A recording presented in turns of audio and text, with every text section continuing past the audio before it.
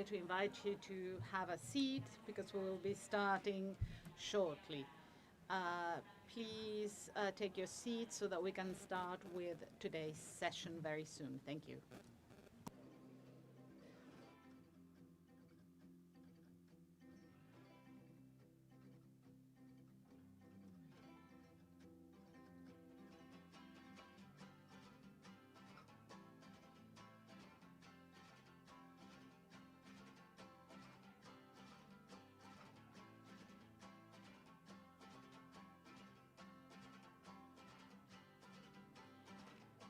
Muy buenos días, les damos la bienvenida a la Good morning. Welcome to the Regional Conference of UNIDO for Latin America and the Caribbean, called The Future of Sustainable Industrialization and Economic Growth for Latin America and the Caribbean. We would like to welcome you to this event.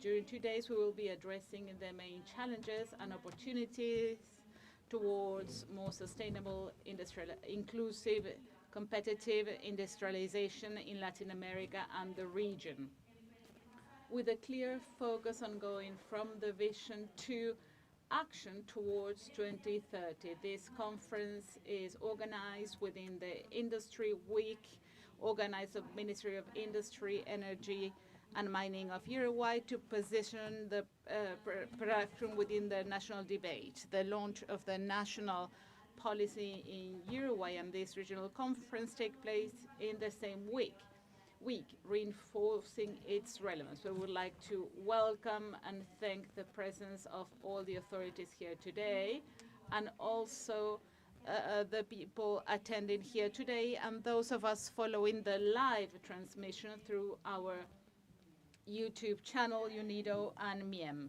To officially start this regional conference in Latin America and the Caribbean, UNIDO conference, it's an honor to invite the authorities here with us today.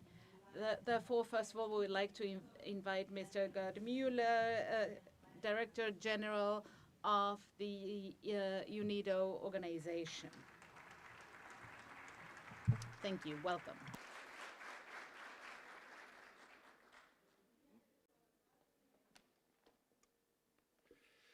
Excellencies, ladies and gentlemen, ministers, ambassadors, distinguished delegates and partners, welcome and good morning here in Montevideo. It's a great day, a great pleasure to welcoming you. It's really great for this UNIDO Regional Conference for Latin America and the Caribbean.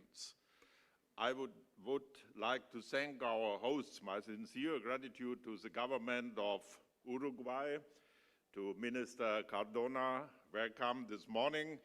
Yesterday you presented the industrial strategy for your country for the next 20 years. You are a front runner. Congratulations. And welcome to all our Uruguayan partners for hosting us in your beautiful city. I'm here the first time with my wife. Thank you for your great hospitality and support in the preparation of our conference. And before we begin, let me express my deepest condolences and solidarity with the people and government of Venezuela after this catastrophe of the earthquake. Ladies and gentlemen, we are all committed to helping Venezuela to mobilize support for the people and the country. And UNIDO stands ready to support the country's recovery within our mandate. Concrete, we are deploying technical experts to collaborate with humanitarian UN organizations on the ground. The mission would cooperate with local authorities and identify immediate records need. UNIDO will support affected SMEs, restart production, restore jobs through technical assistance.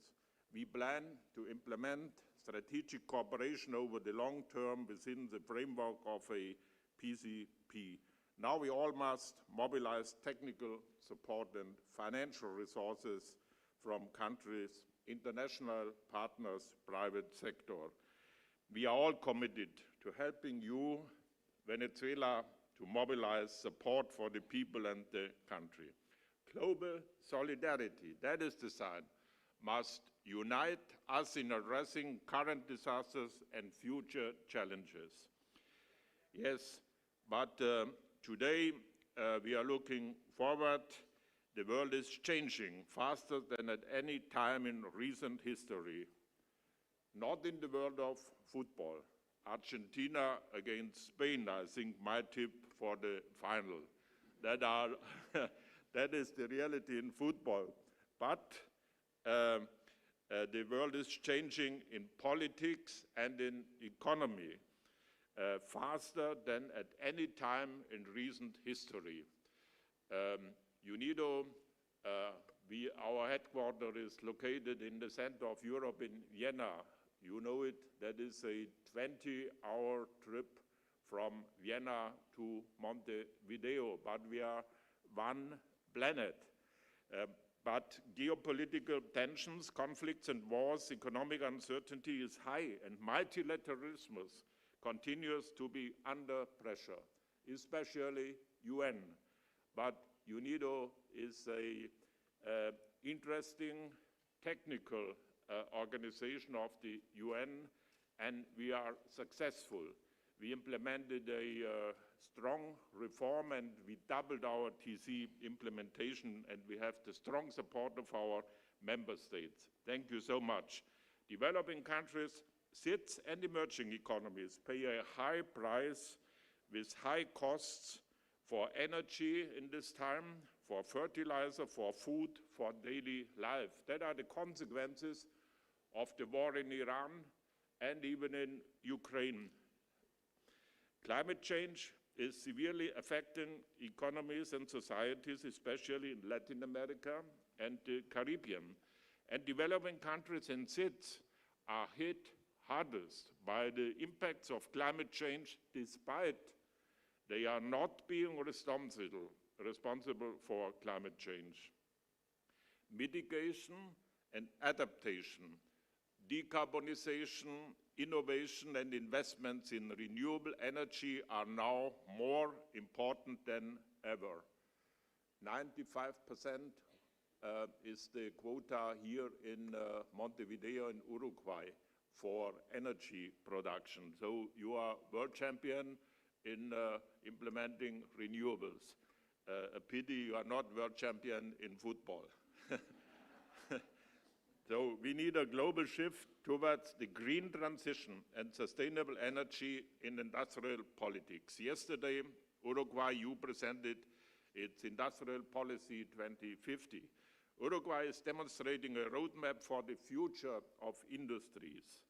Uruguay is a role model of sustainable industrialization. Countries are tasked to find solutions to fundamental questions in an ever-changing world. What are the questions?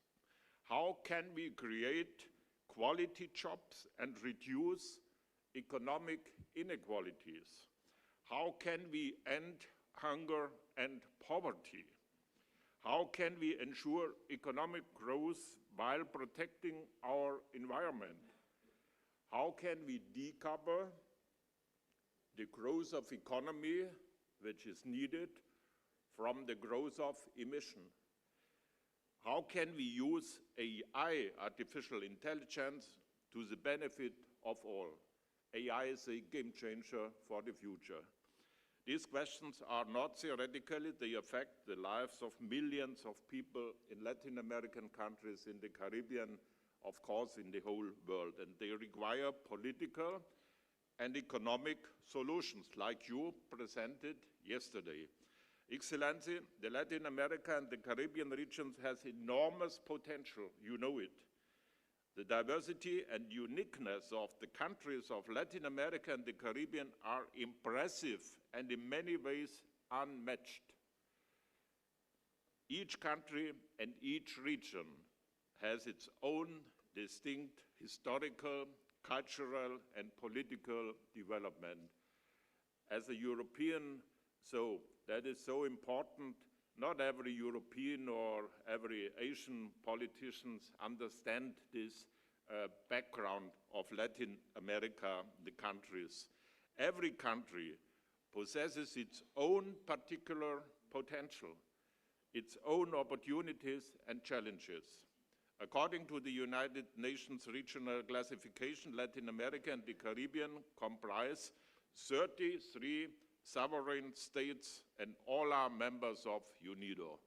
Welcome a lot of ministers, vice ministers, and ambassadors, not a lot, guests from all 33 member states.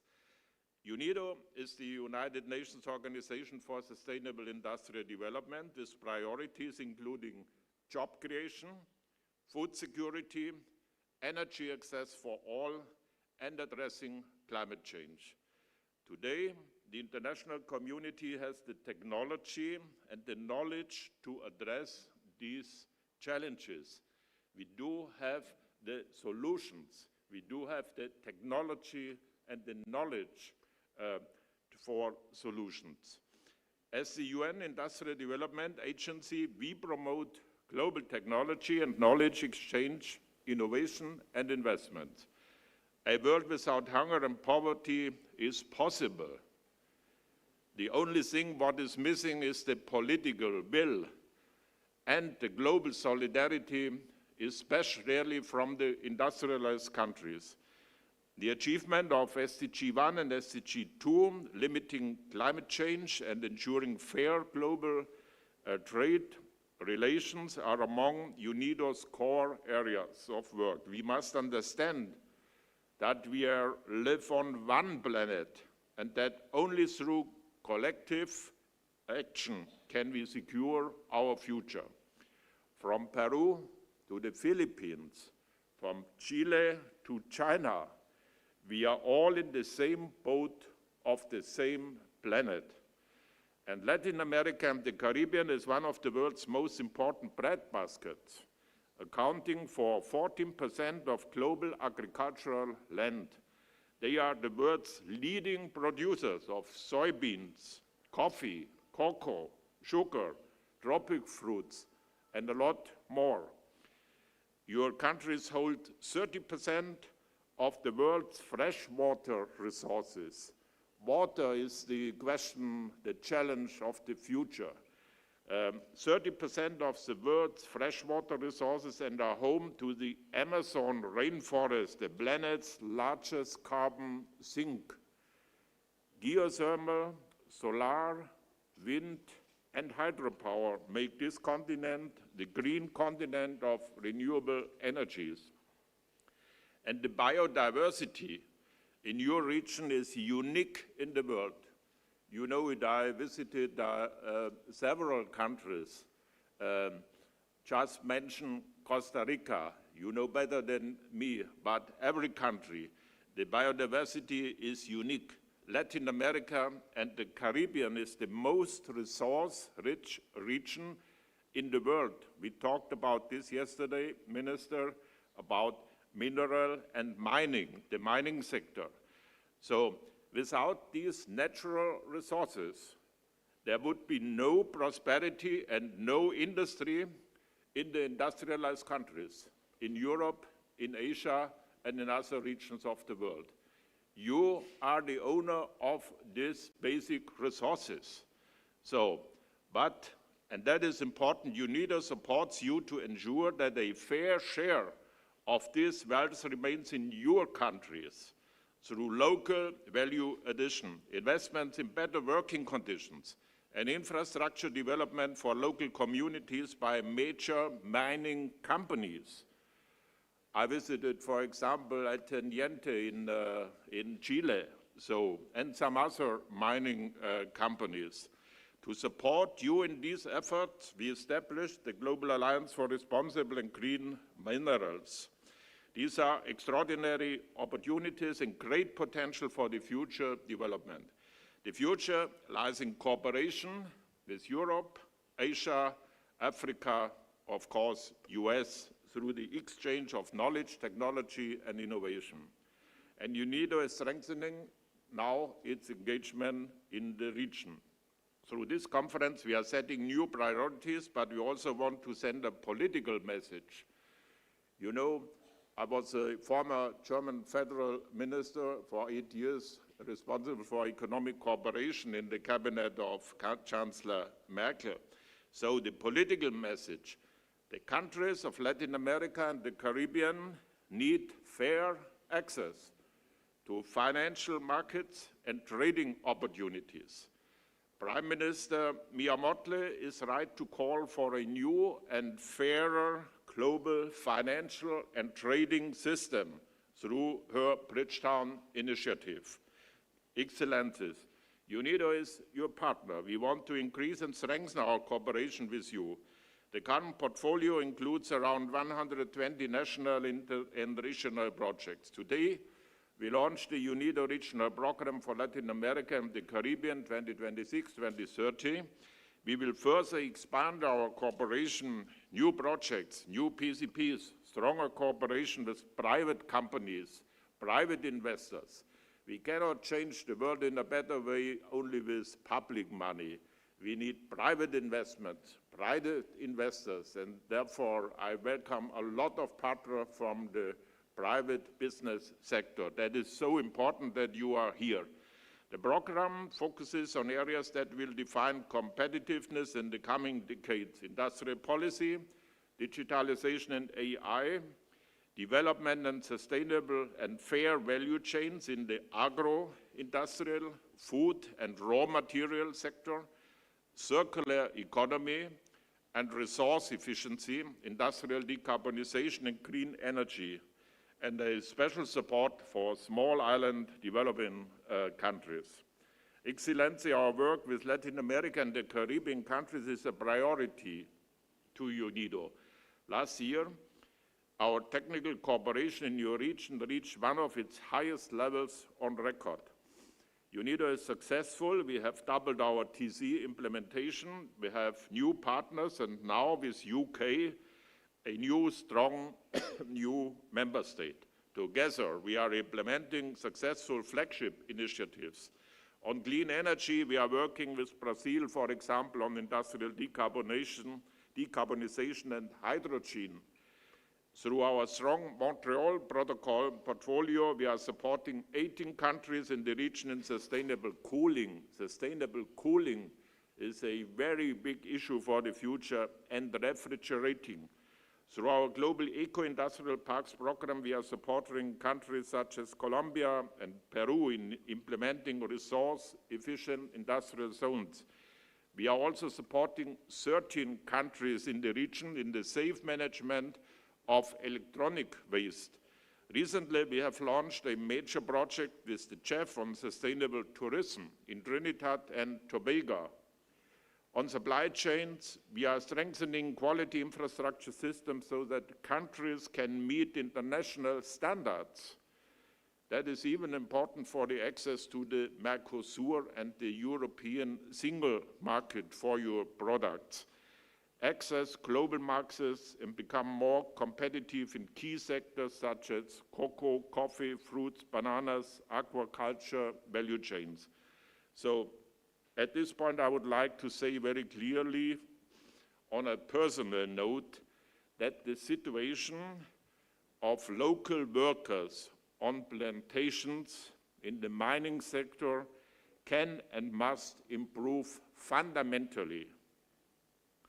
As Germany's former development minister, I have personally visited many plantations in your countries. Global corporations, the companies, must pay a higher and fairer wages locally for workers. People cannot live on $1 to $2 an hour. Excellencies, UNIDO also has 3 country programs active in Costa Rica, Cuba, and the Dominican Republic, and a program for country partnership with Honduras. Welcome the ministers of these countries. Peru and Suriname are in the advanced stage of developing a PCP. My DDG, Cecilia Ugas, she is from Peru, and I'm very happy that we will today launch 2 new programs for country partnership with Bolivia and Cuba. Cuba is even in the focus. I visited this country and you know about the current situation of people there. We are thinking, and what we can do to support the normal people and economy, we will do. Excellencies, this conference is the start of even closer cooperation. Together we can achieve more. And UNIDO stands ready to work with you through our large-scale programs and initiatives in growth sectors in your region. Our global program for hydrogen, our global Alliance for Responsible and Green Minerals. UNIDO has strong technical expertise on circular economy and blue economy, or on AI and digitalization. Excellencies, with its 670 million inhabitants, Latin America and the Caribbean has the potential to become one of the most important growth regions of the 21st century. And UNIDO is your partner in building technology, investment, and knowledge transfer, partnership. We also see ourselves as a political advocate for your countries within the United Nations, for greater solidarity, for greater justice, and for fairer trade and financial markets access. We are all living on one planet. It is about our common future and responsibility. I thank you so much.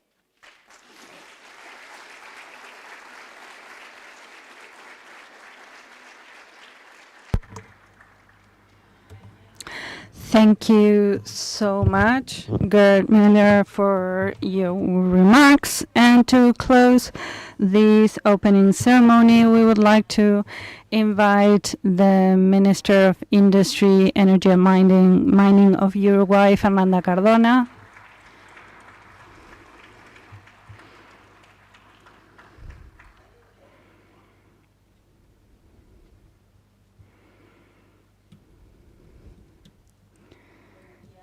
Good morning, everyone. National and international authorities, government representatives, international agencies, members of academia here who have joined us, companies and workers of Uruguay. It's a pleasure to welcome you. I have these opening remarks to welcome you, and it's a joy to have you here in Montevideo, in Uruguay, as a member of the executive power of Uruguay during this week of industry. Your presence here is an honor to our country, and hopefully we will have time to have conversations with each of you during these 2 days for having the industrial transformation of our countries at the center of the agendas of our countries is really important.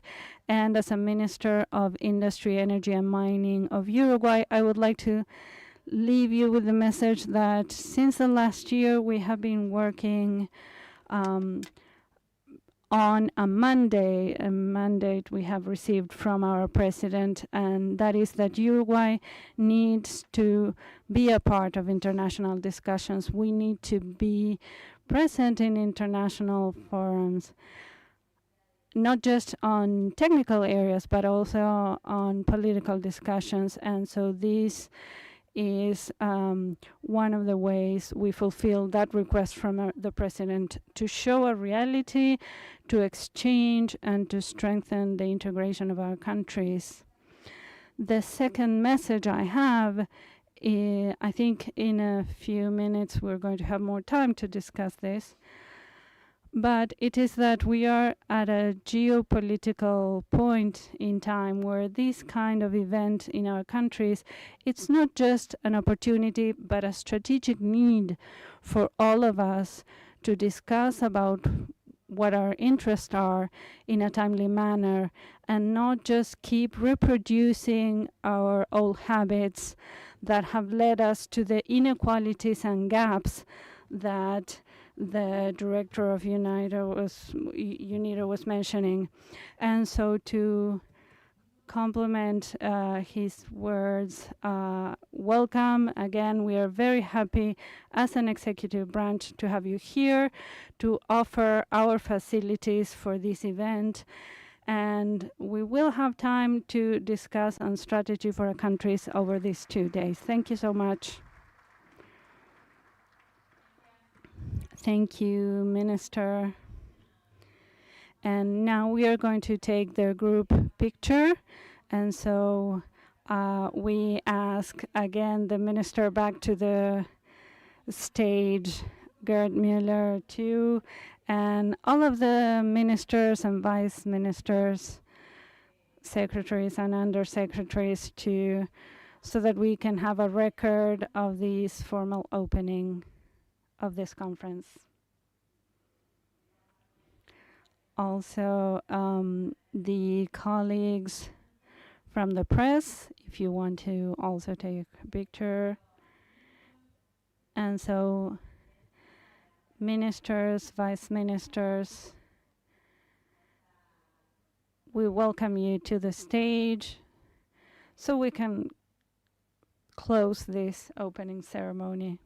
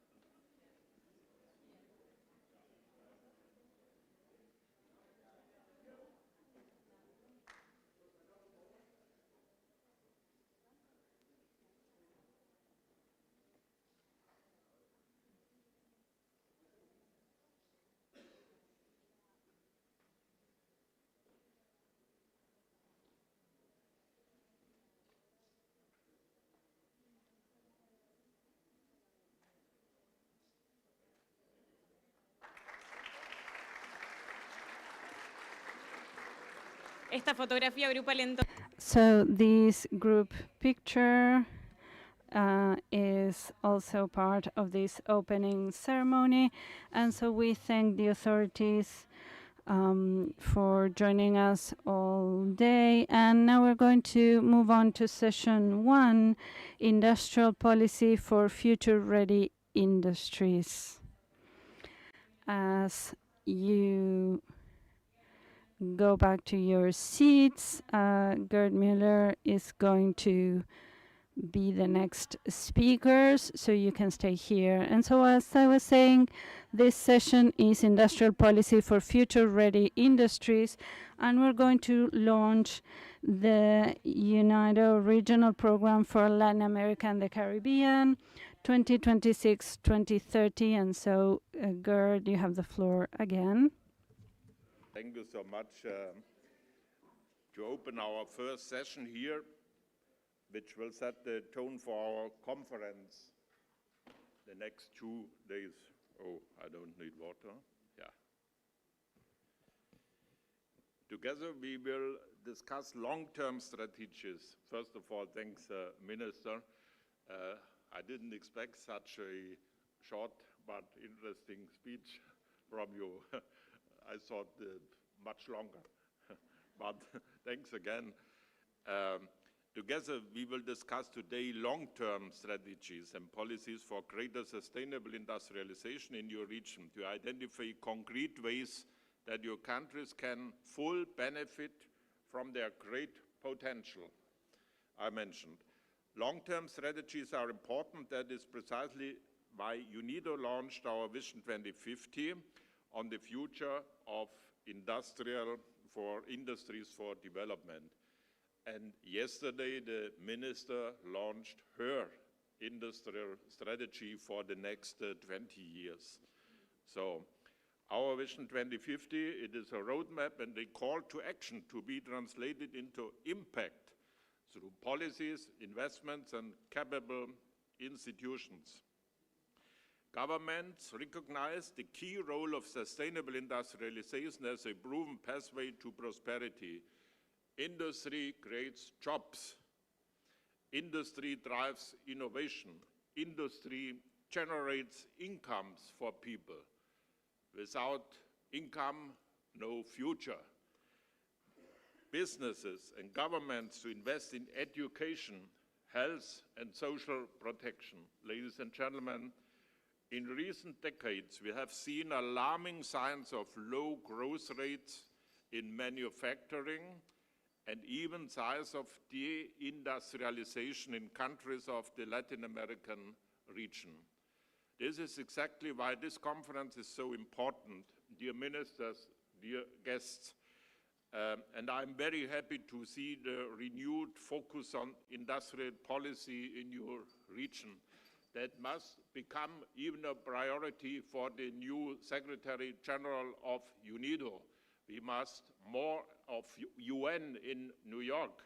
We must talk more and more about how to create jobs for a growing population. That is the basic. Industrial policy helps countries build capabilities and capacities. It helps mobilize and align investments.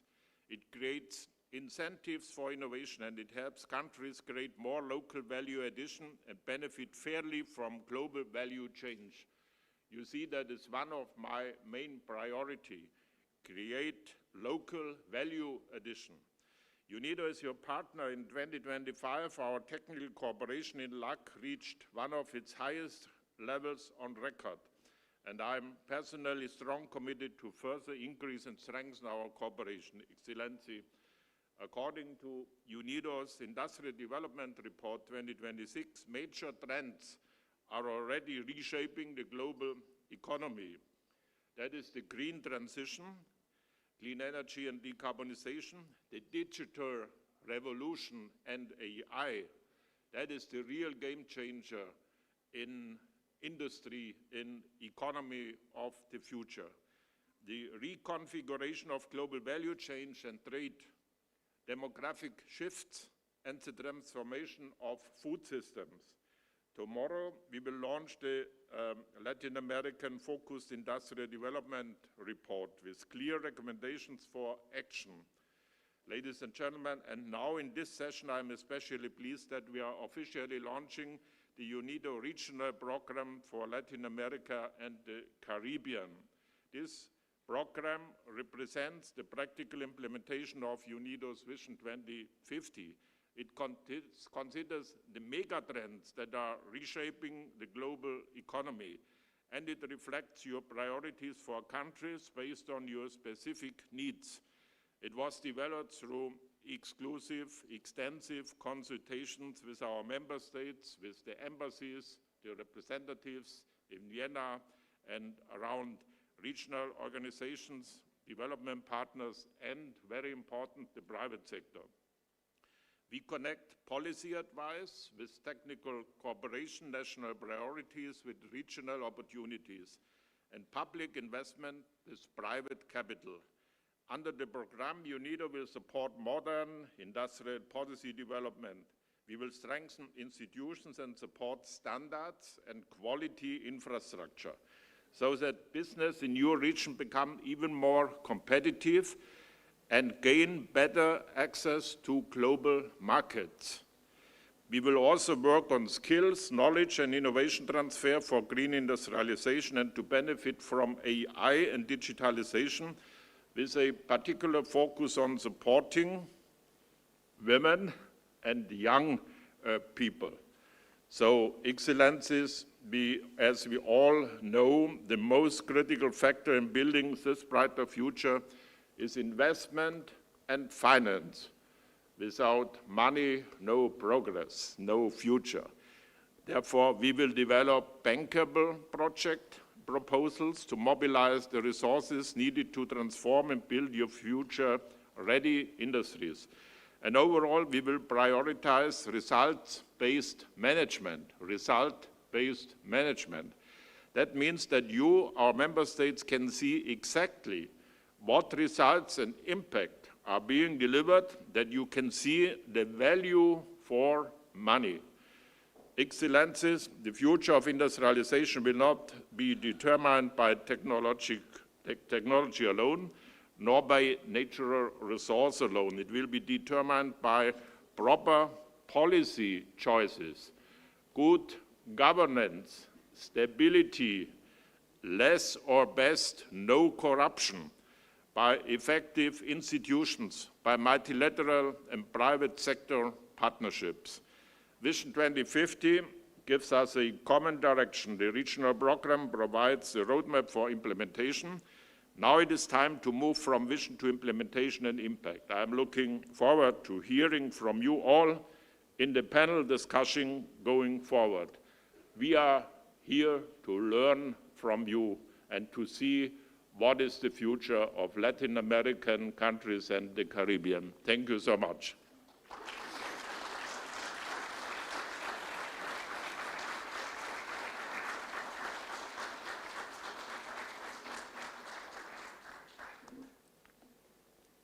Agradecemos la intervención. We thank the remarks of the General Director, and we would like to welcome back the Minister of Industry, Energy and Mining of Uruguay, Fernanda Cardona.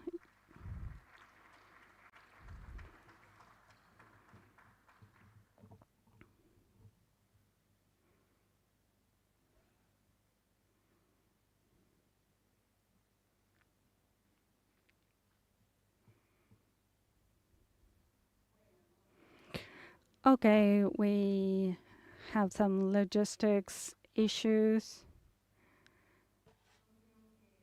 but here we are. Yesterday, as the director just mentioned, Uruguay launched its industry plan. It's a document that, as we explained yesterday in this very same room where many of you were, that as a country we have decided again to have an institutional document with a diagnosis of the global and regional situation and also the situation of the country, of course. And so that's a summary of what happened yesterday. We had the whole team of the ministry. We had people from the University of the Republic and other authorities. And this ministry has a really relevant groups of things. We have industry, we have energy, we have mining. Mining is very challenging, regulations of its exploitation, but also asking why, where are we going with this? We have 96% of the companies of Uruguay are industry, so it's the largest creator of formal employments. We're not even discussing good jobs, or we are speaking about the largest employer. We also have a good networks of telecommunications, and so we have a very robust infrastructure that allows us to hold events like this. We have trademarks and patents also within our ministry. We didn't mention that yesterday, but I think it's also something we need to discuss as secretaries and undersecretaries in our region, defending our innovation, wealth that comes from the technological innovation of products and services that our countries need to have to develop as countries. We need to have a robust protection of our trademarks and patents in our countries, but also in our region. And so this ministry really has very huge challenges, because it also includes a connection to the four biggest state-owned companies in Uruguay, the utilities companies, UTE, which is the electricity company, ANCAP, which is the fuel company, Antel, which is the telecommunications company, as well as the Post. And we're working on a transformation towards a logistics company, which is what Post companies are doing around the world right now. And so, as the director was saying, and we had a very productive meeting yesterday in the afternoon discussing what this international agency does and what we need to do as a ministry. And it was really interesting. Yesterday was really a milestone presenting this document that is a work plan for the middle and long term for our country. And so when I was welcoming you a few minutes ago to our capital, to our country, I was saying that it's an honor to have you in this event. And your presence here shows the conviction that we have for transformation. Being in these kinds of events, it's not just an opportunity to exchange on our experiences, but it's also a strategic need to show that we need to move to action in our region. We are living at times of profound changes, the technological revolution, which is moving forward at an unprecedented speed, and we are not able to follow that revolution with planned policy at the international level. Global value chains are being reorganized. They're different. They're not the same that we used to know. The energy needs are also have a different dimension. It's not just about covering our demand, supplying our basic demand, but having sovereign energy, renewable green energy is the starting point for national projects that our development is based on. Sustainability is no longer an aspiration, but rather a condition for the existence and competitiveness of our countries. And industrial policy has become part of strategic needs, decisions of governments. And so this current context means that our governments need to plan their public policy, their productive public policy. And so we start to ask ourselves, what do we produce? How do we do it? And what capacities do we need to build to be able to achieve the goals we have set? And so in that context, the industrial policy, again, I think there's a return, especially since the early 2000s, a return to a planned industrial policy, and that is more relevant than ever.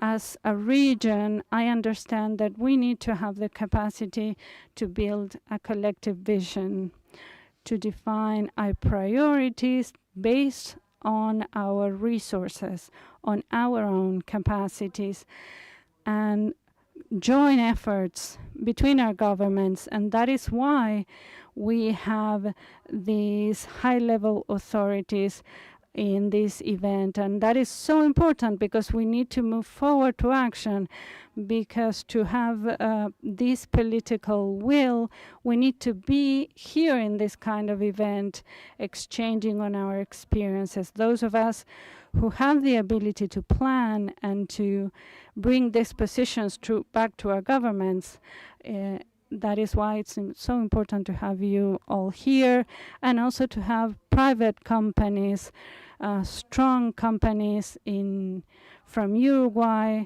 that help boost our development, academia, because this is something that needs to be done jointly, both here and in the region, international organizations.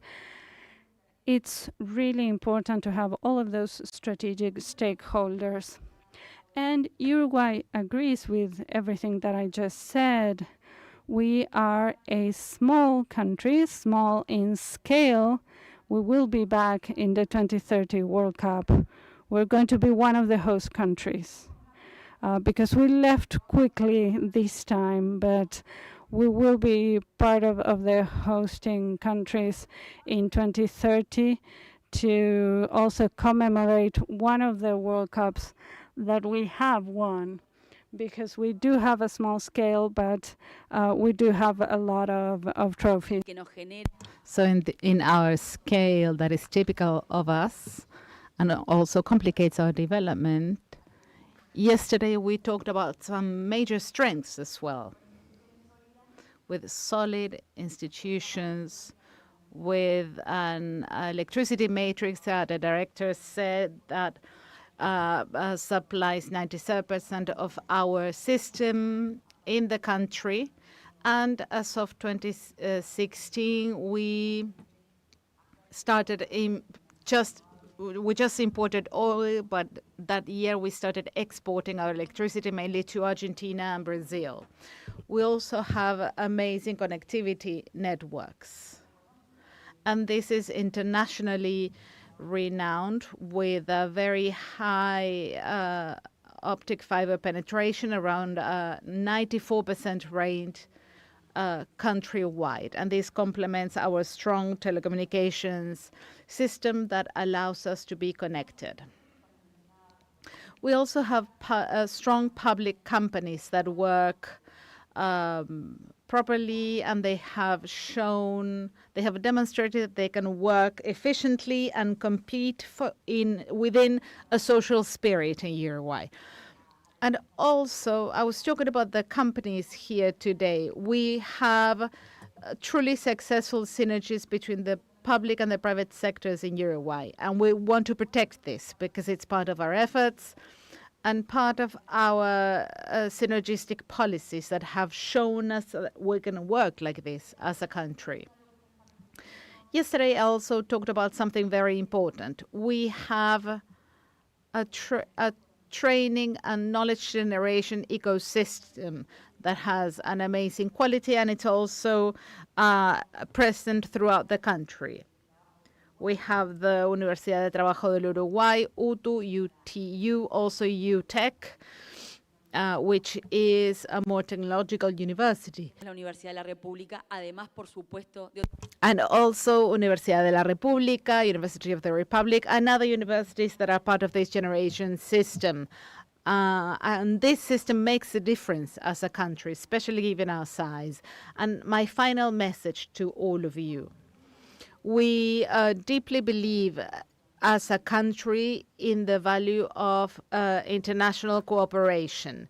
We have a long tradition of democracy and strong ties, regional ties with everyone present here. We will be defending this vocation and we will strengthen it. I truly know, as a Minister of Industry and Mining, that we need to consolidate regional integration as an option, but also as a need, as a strategic need for our region. We know that regional integration helps build capacity, sharing experiences, accelerates our learning, and reduces inequality gaps between our countries. It also builds value chains that strengthen our economies and create real opportunities for our people. As I was saying, we want to keep strengthening this method of working and the capacities of our countries. But producing better requires us to innovate more. Yesterday, we talked about innovation. Adding more value demands adding more technology and knowledge. We need to boost innovation, as the director said a minute ago. And we also need to remember that this is something we didn't mention yesterday, but when I went back to my office, I talked to the Undersecretary Daniela Lesker that we said that we need to create more funding instruments regarding our regional integration, working with our countries, regional value chains. These are all options for us. Also, regional public purchasing is a concept we need to start addressing in these meetings, and also creating quality jobs, which at the end of the day is what really makes a difference for people, the people we rule for. We need to provide them with real opportunities in our daily lives and their daily lives. This transformation requires integration, cooperation. This is why we're here today. And this is why this activity is so important today. And it's important for Uruguay to talk before international organizations. We need to be able to host these meetings. We have many opportunities for these fora to take place in our country. No country can face the challenges of this new stage by itself. We cannot do this in isolation. Even if we were able to, it wouldn't be smart to do so, because working collectively has better timing and is more effective. Therefore, we need to forge partnerships. To close, we need to make the most of this opportunity to create alliances, make agreements, to transform our resources, opportunities, and to share the capacities of our countries and come to conclusions, solid solutions, if possible for the mid and long term, so that future government administrations can be included as well. We should do this as a region. We particularly value the presence of UNIDO in Uruguay. Thank you for allowing us to co-organize this event in our country. Your experience, your technical experience, your commitment to productive development, in particular sustainable industrial development, strengthen the joint work of our region, which we need so much in Latin America and the Caribbean. Hopefully, in this event, we will be exchanging ideas, forge alliances, and take pragmatic solutions that will strengthen the sustainable development of our region and countries. Uruguay welcomes you in the knowledge that cooperating is a way to grow, and that development becomes more serious when we can build things together. Thank you very much and welcome once again.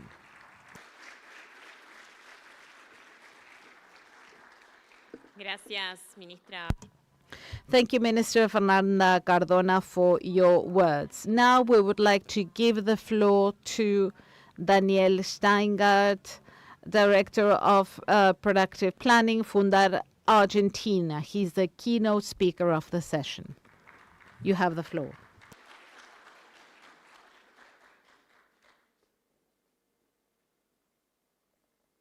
Buenos días.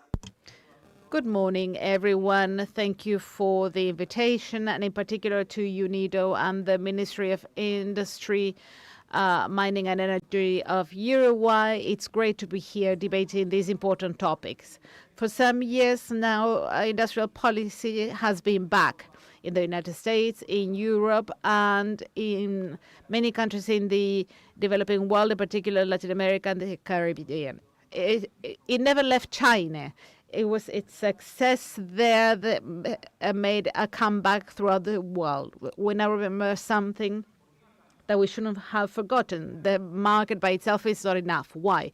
Because the main challenges of our time, ecological transition, new technologies like AI, ensuring supply chains require huge investments, cooperation, and mechanisms to reduce risks, which the market cannot do by itself. This is why nowadays studies guide credits, use public purchasing, protect strategic activities, and ensure they have the necessary inputs. Producing is important. And several people recommended limiting these tools, but now they're using them quite intensely, as they hadn't done in several decades.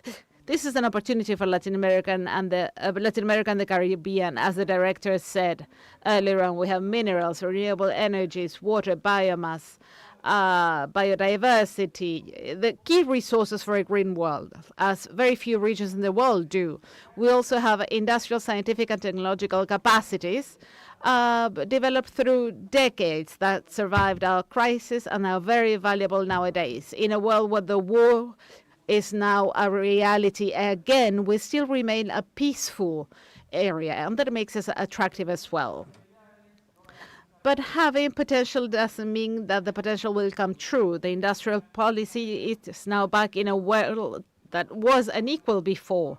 The global north has better fiscal resources, better funding, better state capacities, more room to act. But there's some good news. Latin America is already participating in the transition. Uruguay is a clear example of this. Several green energy matrices will already sell renewables.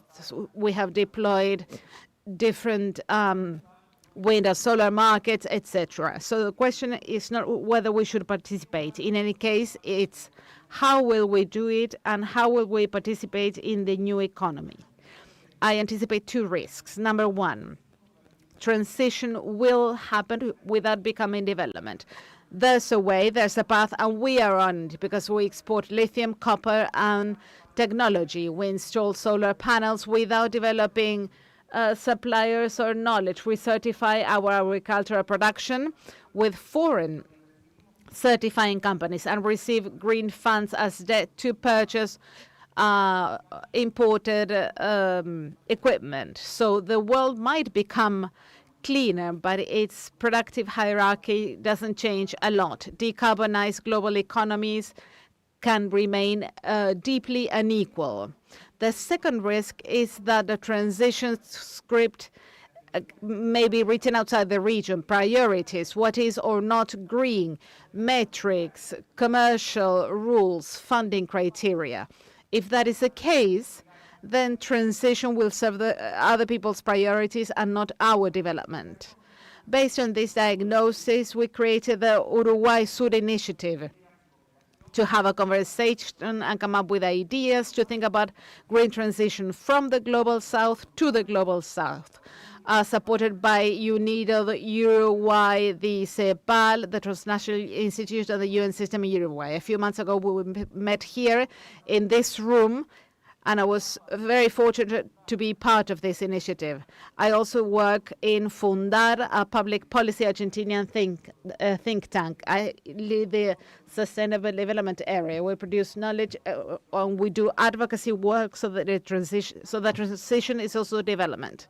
And Uruguay Sur and Fundar, both initiatives, we have two main components. Number one, green transition must also be a development strategy. And this leads us to a very specific question when it comes to addressing each project, regulation, or investment. Which long-term benefits or capacities do our countries get? Well, the answer is good. We get everything, cheaper and more trustworthy energy. Companies that have learned, skilled workers, stronger companies, laboratories, suppliers, capacity to export, supply, and decide better. When the answer is poor, the transition won't be very effective. There will be reduced emissions, but we will be in the same position. Second component, transition must be adapted to each place. There is no magic in this case. There is no magic transfer. A reasonable strategy for Brazil might not be reasonable for Honduras. Something Chile can do, maybe Argentina won't be able to do. The script must be written domestically. This is tested through data with a Fundar project, with funding from Open Society Foundations. We call it Green Transitions. How the countries from the south position when it comes to critical minerals and renewable energies, among other things. We'll be publishing a lot of material very soon. We find that the south is an agent. Our countries are not passive. We regulate, we negotiate, we create political policies, among other things. Number two, that agency is effective depending on our capacities, and that is creating a division in the South. Some countries create their own information and certification mechanisms. Other are just defensive in their compliance.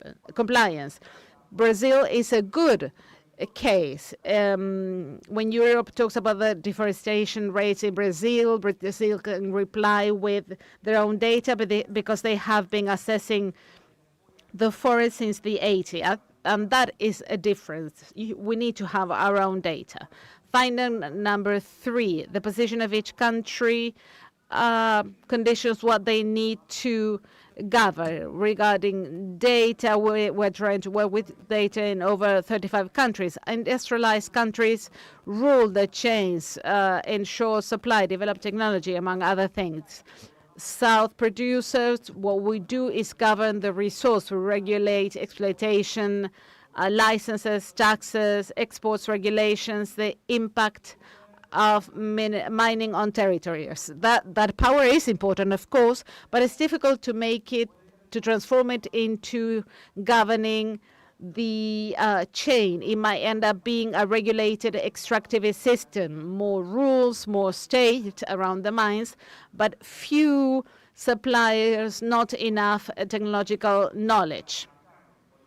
But there are some good role models. For instance, Indonesia, that went from exporting nickels to having a whole system. The Chilean strategy is also a very good role model for inspiration. In the case of renewable, there are several paths to development. It might be building components, it might be services, maintenance, engineering. It depends on the country. In some cases, importing technology, deploying it quickly, and getting economical energy might be the best decision if that energy boosts new industries that use a lot of energy, or if we improve energy sovereignty. That is that. We don't aim to produce everything in each country. We need to focus our scarce resources so that each step amplifies our capacities for the next step. But now the real question is, why do some countries seem to have hundreds of tools and others so few?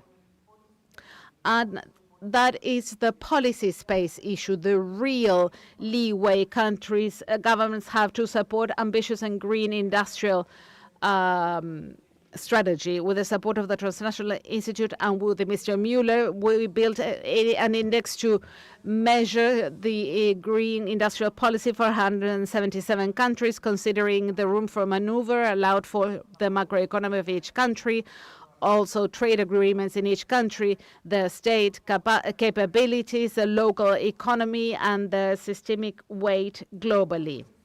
Political will, of course, is important, yes, but it acts depending on these conditions. An industrial policy with unstable macroeconomy is very similar to multiplying by 0. Even the best instruments become inefficient. We are in Argentina. We're the only team in the World Cup. We're lucky with that. But we don't have a good history or background regarding macroeconomic stability. I was part of the previous government, and we can do so many things, but with 200% inflation, it's impossible to use any kind of instrument. And additionally, if we lack state capacity, the tools we can implement are very limited. We do have a lot of, but we depend on the funding architecture from outside, trading rules, and many other things. But the work within the country is important. Macroeconomic stability, institutions, consistency over time helps us. All of this helps us implement policies. We can improve our space policy. As Minister Cardona said, regional cooperation. Many of our countries do not have the necessary power to fight with, to negotiate with others. They don't have laboratories, technology, or financial instruments, among other things. The useful question is very specific. What can we do together that no country can do on its own? And that's one of the aims of the Uruguay Sur initiative, creating a practical agenda, learning from our differences and learning to decide collectively. to finish. In 10 or 20 years, it won't be enough to know how many installed megawatts we have of capacity or emissions reduced, among other things. We will need to ask ourselves which capacities we acquired through the transition, which companies grew, what our workers learned, with technologies we know how to implement, which institutions we strengthen. The script of transition is being written now. In a few minutes, we will listen from high officials from the region. They will tell us how they do it in their countries, diversifying, including their SMEs, aligning microeconomy with the industry, among other things. And the regional program launched by UNIDO and the Uruguay Sur initiatives are platforms for us to work together, because an essential condition for global decarbonization should aspire to much more than a green version of their own periphery. Thank you very much.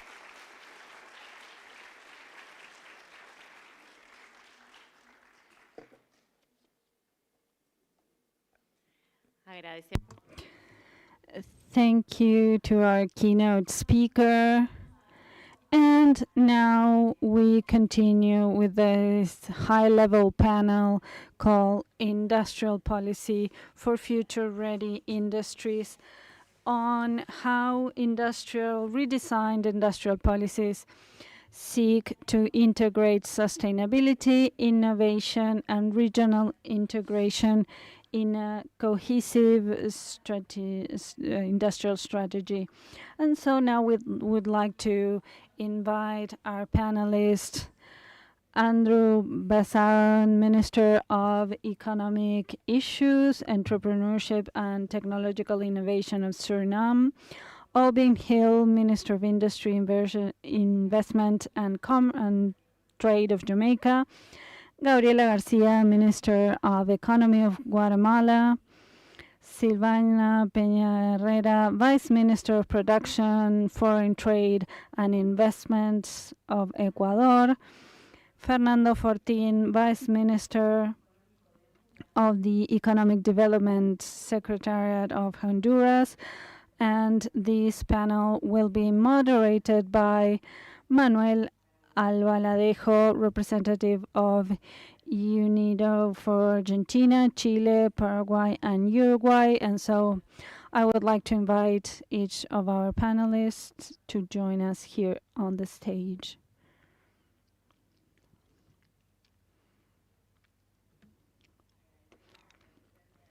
We appreciate having each of you here to continue with this regional conference.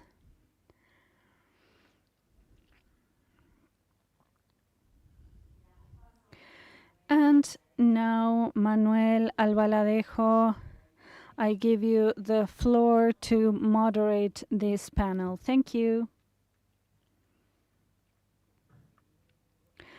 Good morning, everyone. It's a pleasure to be here moderating this first session. And everyone has alluded to the World Cup already, so what can I say? We're already waiting, so whoever joins us at the final, you're welcome.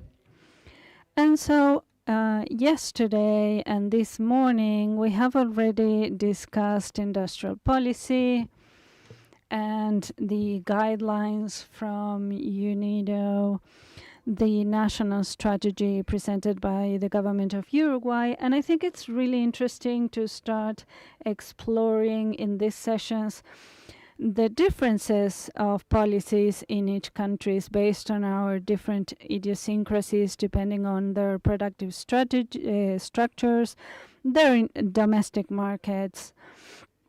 Those are the elements that determine what the policies look like in each country. There's no standard, and this reflects the historic and productive idiosyncrasies of each country.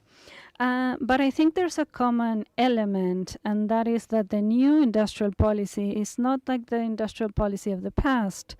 It has a very strong component of sustainability, the fact that nobody can be left behind, having evidence-based decisions.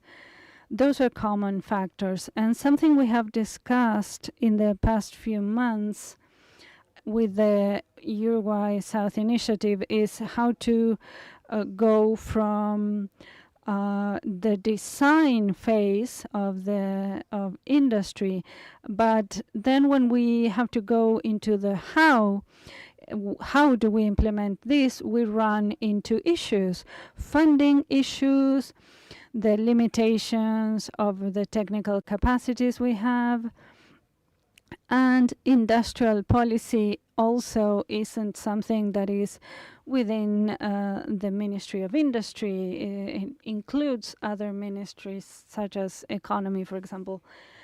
And those are all significant considerations. I would like to start with Fernando Fortin. And so it's great news to hear that the government of Honduras has created a new Vice Ministry for Economic Development. And so I would like to hear what that industrial policy looks like, and if you have started planning the implementation regarding funding and the human resources that are needed. Yes, thank you.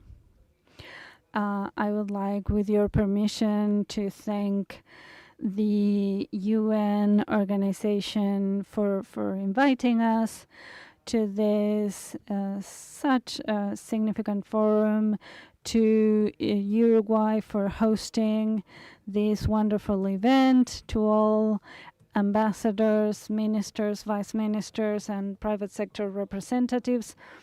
Thank you for participating in this forum that is so important for the industrial policy of our country, and I'm honored to represent my country, Honduras, in this event.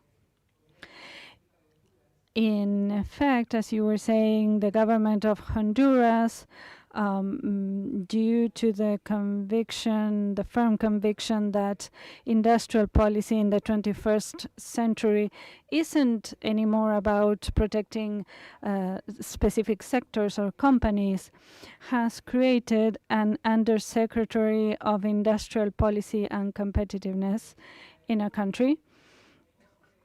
And so for this, we have thought with Minister Ordóñez to work around 5 axes. One would be systematic competitiveness, which means that companies aren't the only ones competing, but there's an ecosystem that is competing, and this the ecosystem that is created around the industries, and is the responsibility of the government to create an ecosystem with legal sustainability, with human talent. Then we have the technological transformation, where our country doesn't just want to be an exporter of raw materials. We are certain that we can transform our raw materials and become exporters of added value products.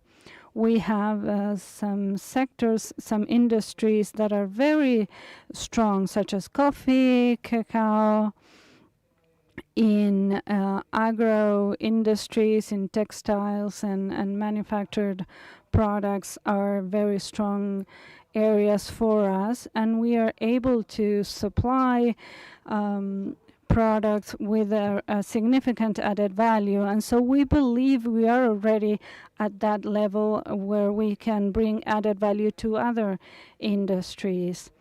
And so the industrial policy isn't just about being attractive for foreign governments, it's not just about tariffs, but about this added value that we want to bring to our industries.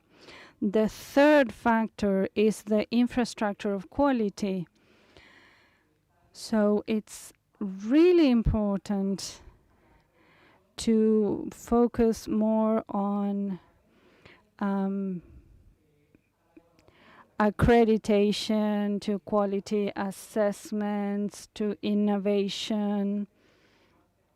It's also, of course, really important to take artificial intelligence into account. We are aware and convinced that it has to be at the core of each of the competitive and industrial policies. And finally, but not least, is sustainability, with the firm belief that it's not just an environmental agenda issue, but it's an issue for competitiveness, for industrial policy. And in our countries, I think we're just beginning on this, but already we see how important it is. And before I forget, it's also important to have this fusion between the public sector, the private sector, and academia, of course. And I think that around those 4 or 5 axes, we have created this vice minister, and I'm really honored to be leading that new vice ministry. Thank you so much, Vice Minister. And now I would like to make a question to Owen Hill. I'm going to do it in English because Latin America is more than Spanish and Portuguese. For making Jamaica a regional business hub. And this is your background, basically. How can industrial policy ensure that Jamaican SMEs are integrated into global value chains? Thank you very much, Mr. Moderator. And thank you, Mr. Mueller, Gerd Mueller, former minister, current minister, Fernanda, who has incorporated winning the next World Cup into her industrial policy. Congratulations, Minister.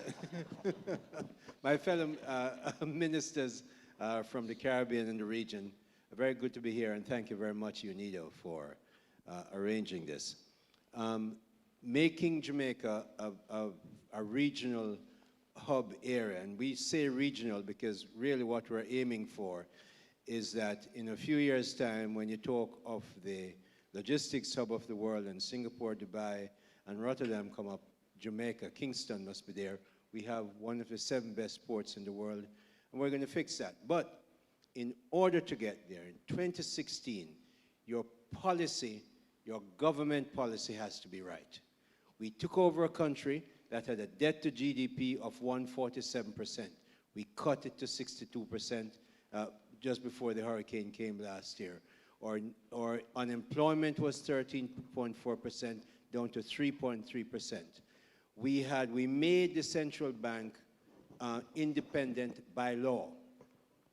Our Minister of Finance or the Prime Minister cannot tell the governor of the central bank how much money to print or not to print. What we gave them one policy. One policy. You don't interfere with unemployment. We got elected as a government. We will fix unemployment. You have one policy, you keep inflation in the range of 4 to 6%. And they have kept it except for 1 year in 2020 when you know, COVID affected the whole thing. So we have a stable currency. Currency has remained stable over when we were making the bank independent, the world is going to fall, the currency remains stable. We also have, of course, kept inflation within the band. We have a geographical positioning that makes us perfect. You come out of the Panama Canal, there's Jamaica. You come from the south, there's Jamaica. To go to Europe, shipping lane, there is Jamaica. So we're using those as our basis, and the policy around it has to be very strong. We have one of the strongest legal systems. And it's in English, and it goes up to the Privy Council. in English law. When I take my mission around the world and I take business missions, take business people with me, we have this message that you don't have to worry about our judicial system. If our politicians believe they are strong, let them challenge the judiciary, and you see how quickly we don't have a lot of power. So we have a strong central bank, a strong judicial system. Where does MSME come into our policy? We have 425,000 MSE businesses in Jamaica, according to the World Bank study. We have made sure that we take out portions of our business. They reside in my ministry. I have 20 agencies, JAMPRO, which is a trade promotion business. We have the Exim Bank, which gives loan to MSMEs. And we have a bunch of others that the company system where you register your company. If you are registered, you can come to the Ministry of Industry, Investment and Commerce. You want to produce anything, you can get a productive input relief. What does that mean? Last year, we wanted to import, a company wanted to import a piece of equipment from Germany, $2 million US. We said under productive input relief, you will be relieved of custom duties and related costs for up to $500,000. That goes into their working capital. It's not an expense anymore. And that happens to, if you're small, if you're importing 3 mixers to start a juice business, it's the same benefit. So we make sure we have that. The Development Bank of Jamaica has special loans for them. We take my 20 agencies to them because small people, they're afraid of going to big banks. They're afraid of going to big government offices. So we take the government offices to them. We have 14 parishes. I've been to 10 of them and made sure all of them can get registered and get their plans expanded. So making sure Jamaica become a regional hub, is to make sure we employ our people. For instance, we see what's happening in Guyana. We see what's happening in Uruguay. Congratulations for your economic performance. Your net GDP is so high. You have 25,000 GDP per person. It's wonderful. We see what you're doing in energy. We're changing our energy demand, where we're changing the license next year so that the power company cannot pass on its cost to customers. They therefore have no incentive to be inventive or innovative or efficient. And so we're changing that license to make sure power costs in Jamaica drop from 32 cents US cents per kilowatt hour, and it has to come down to the miniature areas where you have single-digit cost of energy. That's a requirement to get to industrialization. I stop there to show you how we are making sure policy and practical growth. And whatever I say there about the small industries is even better for bigger industries where they get all the benefits from big government contracts. I'll stop there, answer questions later. Thank you so much, Your Excellency. Bueno. Okay, back to Spanish. And now I would like to invite Minister Gabriela Garcia to answer this question. For UNIDO, we usually have as focal points the ministers of industry, but the ministries of economy also have a significant role. And so I would like to understand in what context for politics and for industry, in this geopolitical context, speaking of, for example, inflation and other macroeconomics factors, how do you see that you fit and that industrial policy fits from your perspective as a Ministry of Economy, and what Guatemala is doing to support the design and implementation of the industrial policy. Good morning, everyone. It's a pleasure to be here, and hopefully football will inspire us to change our economies. Comparto mucho lo que I agree with my Honduran brother, Central America, and in the case of Guatemala in particular, we do have a stable macroeconomy, but well-being hasn't reached everyone, and that's one of our main challenges. We don't have an industrial policy, and maybe we don't have a Ministry of Policy, industrial policy. There is a Ministry of Economy and Finance. They work together to cover this area. Right now, despite all these challenges, and although we do not necessarily have a clear north, and for some time already, the country has grown. It has grown the most in Central America. This year, we will have 4.1% of growth. And we do have an independent central bank, regarding what our Jamaican brother was saying. However, what we found when we took office 2.5 years ago, our president was actually born here in Uruguay, by the way. And we have had to plan everything, but act at the same time, because we didn't have time to think about what we could do. We just have 4 years. So we have this stable macroeconomy, and a stable exchange rate, but migration was a huge challenge. We need to raise people's awareness regarding the fact that we can think big, have policies, but we need to inspire and encourage our young people to stay in Guatemala. We need to provide better and new opportunities. That's a clear message for our political system. We haven't been doing things right.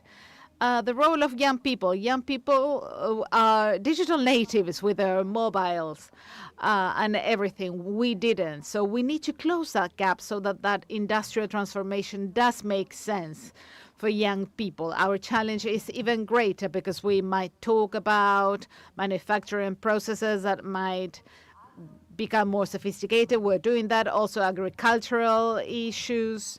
We have agriculture is huge in our country, but there is room for transformation. We can have new tools to industrialize coffee, cocoa, bananas, textiles, etc. But we need to reach the population that is considering leaving, because they will be further implementing this policy in the future. If we don't do this, we will fail. We'll have a great document, great imagination, but we won't be able to deploy this. I think this event is a true opportunity. Thank you so much to the Uruguayan government for inviting us, and thank you to the to UNIDO's Director General as well. I'm going to join you or play this football match with you in any case, because we want to be able to inspire Guatemalans to continue with this transformation beyond each administration. A key pillar is the following. We have over 70% of our energy production includes renewables. We want to keep that trend up. Wind and solar energies have a huge potential. And we have had public and private investment in this regard. We know that the risk when it comes to investment and access to funding should be shared.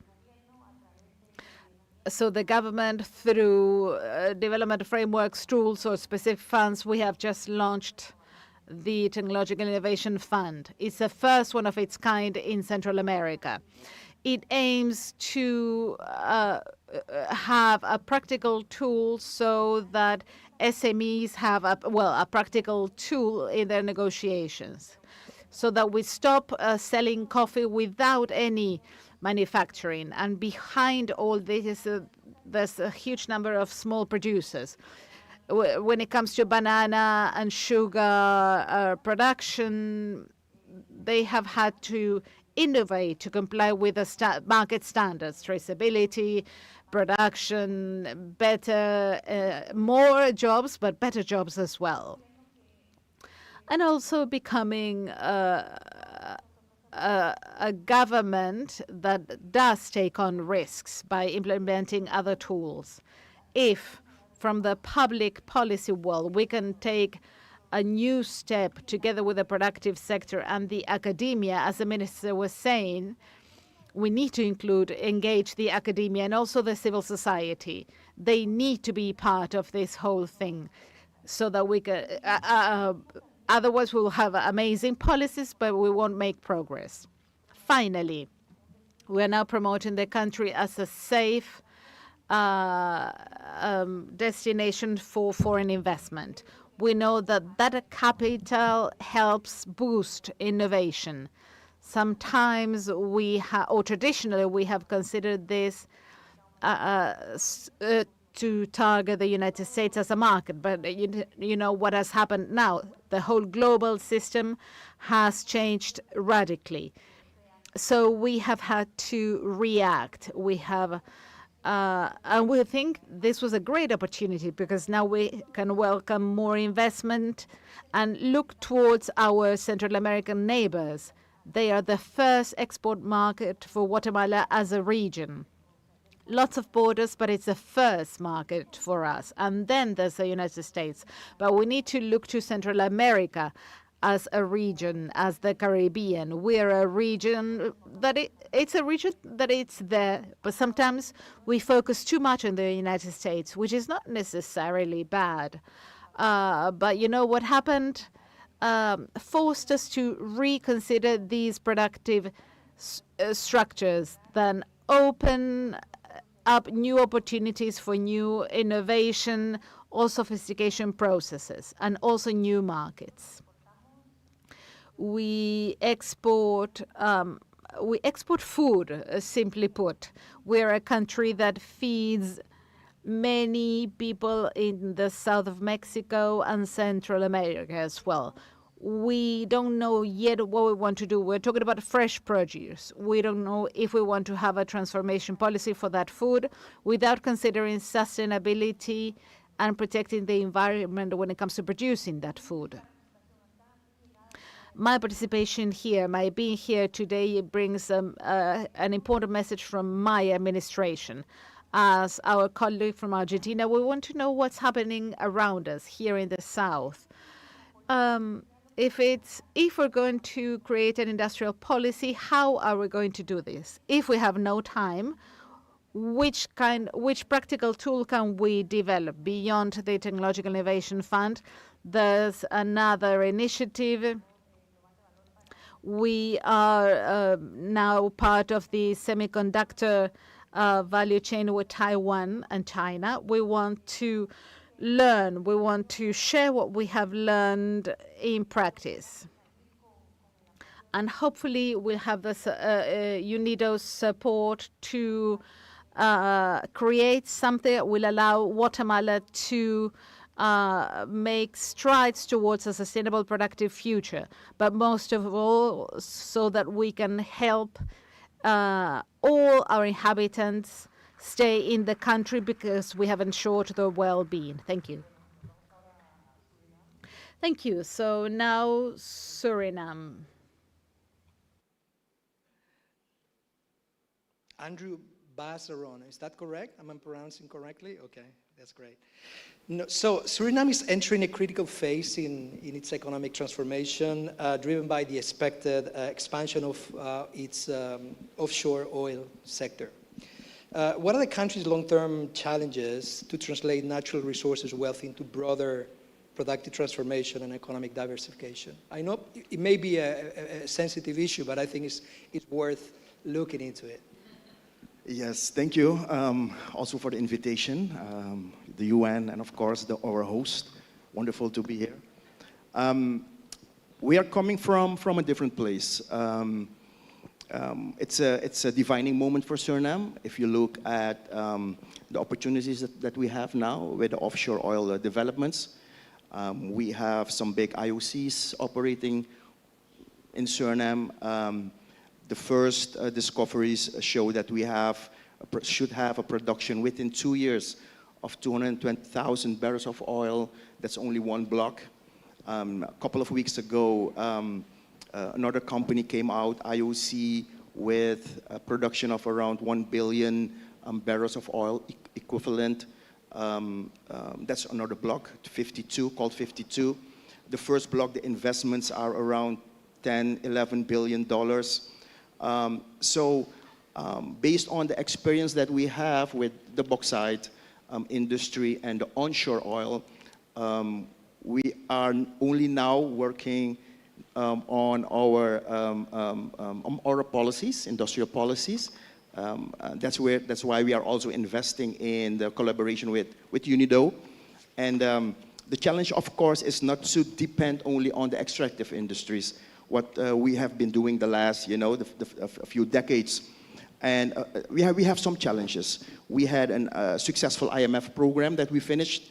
We are restructuring, refinancing our international debt, which was quite significant, because we don't have enough production. That's something that my ministry is really focusing on, making sure that we don't really just focus on, the easy money coming in, but can we diversify our economy, looking at non-resource income and sectors in Suriname. So different programs, different multilateral banks, providing loans for our small, medium enterprises. We are wrapping up now a program with the World Bank, around $8-9 million for around 300 companies, really small, micro and small, teaching them how to really small things like budgeting, HR, expanding their network, not just in Suriname, but with other private companies in the region. I think that our government is now also investing in, and that's what I heard from my colleague also from Guatemala. I think politicians need to bridge the gap in a much better way than we did before. I'm new at this thing, but tomorrow I'll be in office 1 year. So, but I'm coming from the private sector, So it's so important to have trust. The DJ also mentioned this every time. We need to have good governance, have more transparency in how we conduct, business through government. And I think that's, we are putting a lot of emphasis on this, and it's producing. We can see that our private sector is trusting the government more. It's not going as fast as I would like it to be, but it's a process. And by getting them on board, bridging that gap between the private sector and government, we see more money coming in, more investments. We need that locally before I think we can really attract foreign direct investments. So that's something that's on our agenda. Suriname, for you who don't know, might not know, Suriname is carbon negative. We are 93% of Suriname is covered by forest. So looking at the industrial policy that we are trying to roll out now, we don't really focus too much on the extractive industry, but making it more diverse and trying to really keep Suriname green. Our goal is to not go below 90% green, and we need partners for that, also in the region, institutions. That's something that we are now also really investing in. I heard different countries doing this thing. We have a new ministry of oil and gas and environment. Even in my ministry, we have different pillars where we're focusing on, special economic zones, et cetera, et cetera. So it's broad. We are coming from, another angle, making sure that we bridge a couple of years before the offshore money gets in. But before the money gets in, we need to stabilize the economy, make sure that we already invested in our local people and get policies and laws in place, and the institutions. because they need to be strong to make sure that we can guarantee that in the future we can, build further on what we have put forth so far. Thank you so much.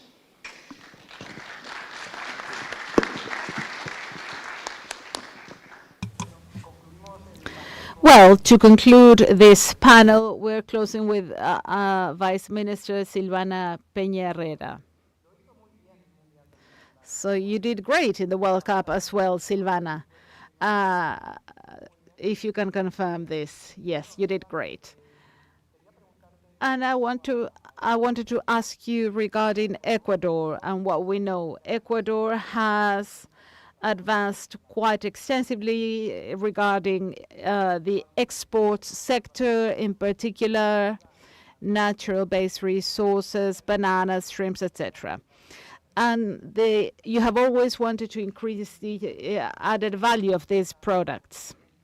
Regarding the industrial policy you are developing, where is the value adding in these sectors? Or have you identified new sectors where you can focus? And also, what type of tool or public policy are you considering or designing to be able to address the traditional challenges Ecuador has faced? Thank you, Manuel. I cannot hide this. I'm so happy to be here and to see Manuel again after so many years. Manuel was one of our great industrial policy advisors in Ecuador. Several years ago? 20? Okay. And we worked together that time. So I am truly happy to be here and truly honored as well to represent Minister Luis Alberto Jaramillo, Minister of Production, Foreign Trade and Investments in Ecuador. He warmly he sends his warm greetings to our region and to UNIDO as well, to the whole team, to the DG. He would have loved to be here today, but unfortunately it was not possible. So I'm very happy to speak on his behalf today. Basically, I wanted to tell you that we are making progress every day, and these are major steps for this administration. Ecuador had a strong foundation for an industrial policy that was made explicit with UNIDO's support. We wrote about it, we published it. What happened in Ecuador and in this administration is basically that we have developed a vision and a focus. We focus on the Ecuadorian production sector. They have and always have great capacities and a huge competitive edge. We need all the pillars. We understand we need all the pillars and additional policies. So what we have done is create a map, a road map. That means that our current industrial policy defines us as an agricultural exporting country mainly, and a country where manufacturing is also very important, not just within our country, but internationally as well. This means that we have been able to identify the structural elements that we need for this industrial policy to truly go on to the next level, adding value and diversifying where we are at now. This is how we have talked about the need to conduct reforms and structurally strengthen our institutions. Nowadays, we are now in the middle of a huge merger of ministries. Economy and Finance will join our ministry, Production, Foreign Trade and Investments, and also Agriculture, Aquaculture, and Fisheries. This is a major time for institutions in Ecuador. And why?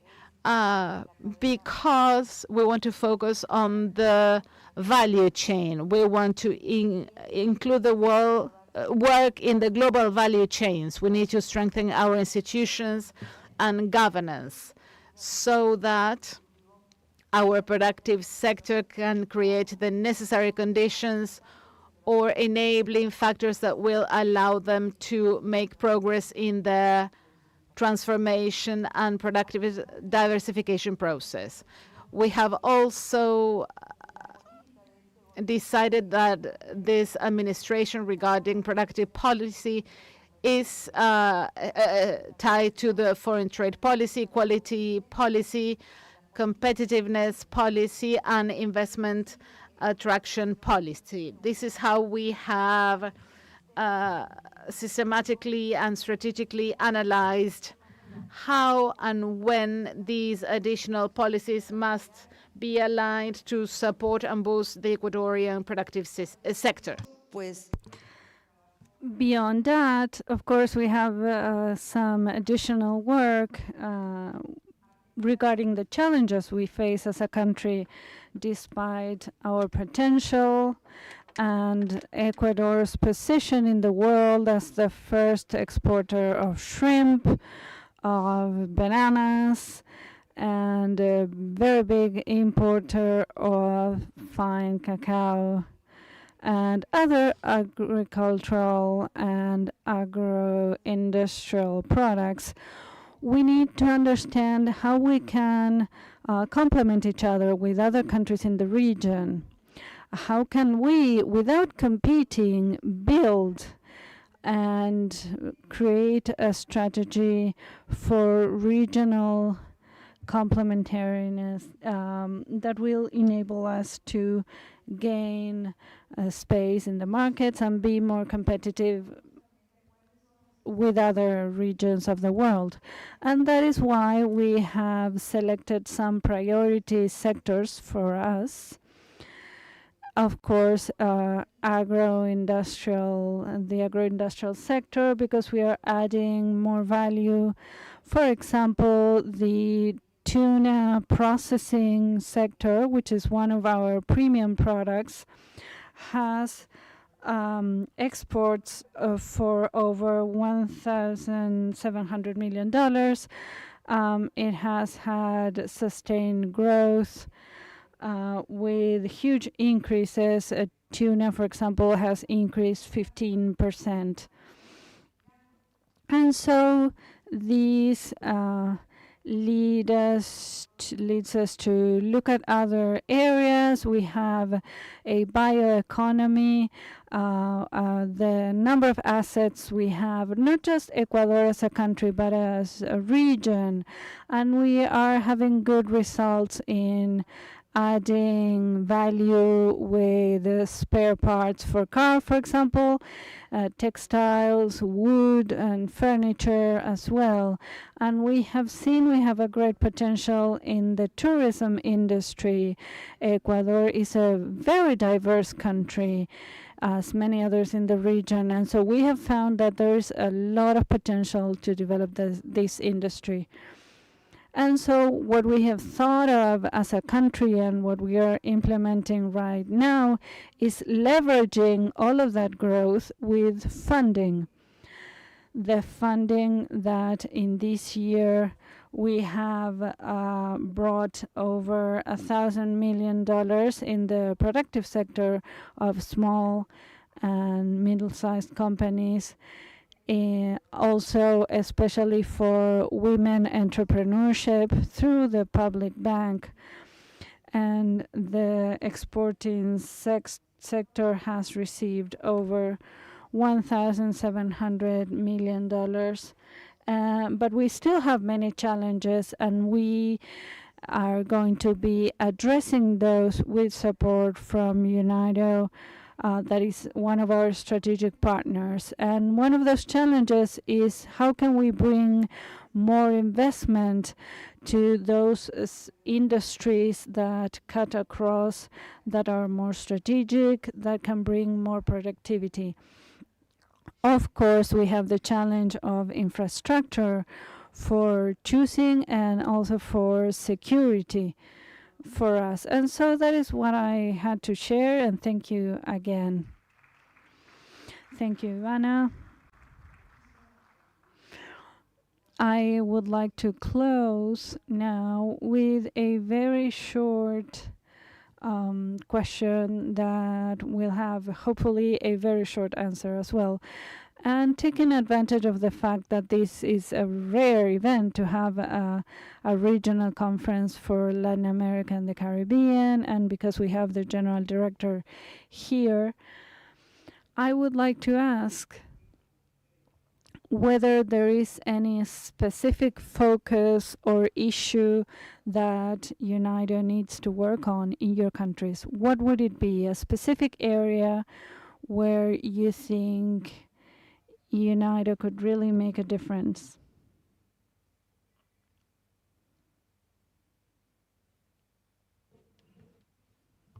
Very definitely in terms of Jamaica, as we transition from where we have had a license to an electricity supplier, where they have had the right, and remember now, no, they didn't take the right. It's Jamaicans who signed the right. So I'm not arguing with the private sector entity that got the right.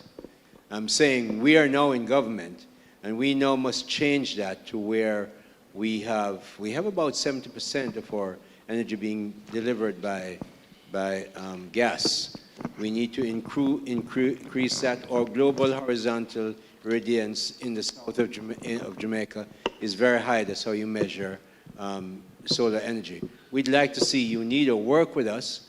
We see what you've done in Ecuador in building that new energy system that is going to make it so much easier to run your industrial policy, which will guide clearly food production. We definitely want to make sure that we do agro-processing. That's where a lot of people work in, and we have some experience from it.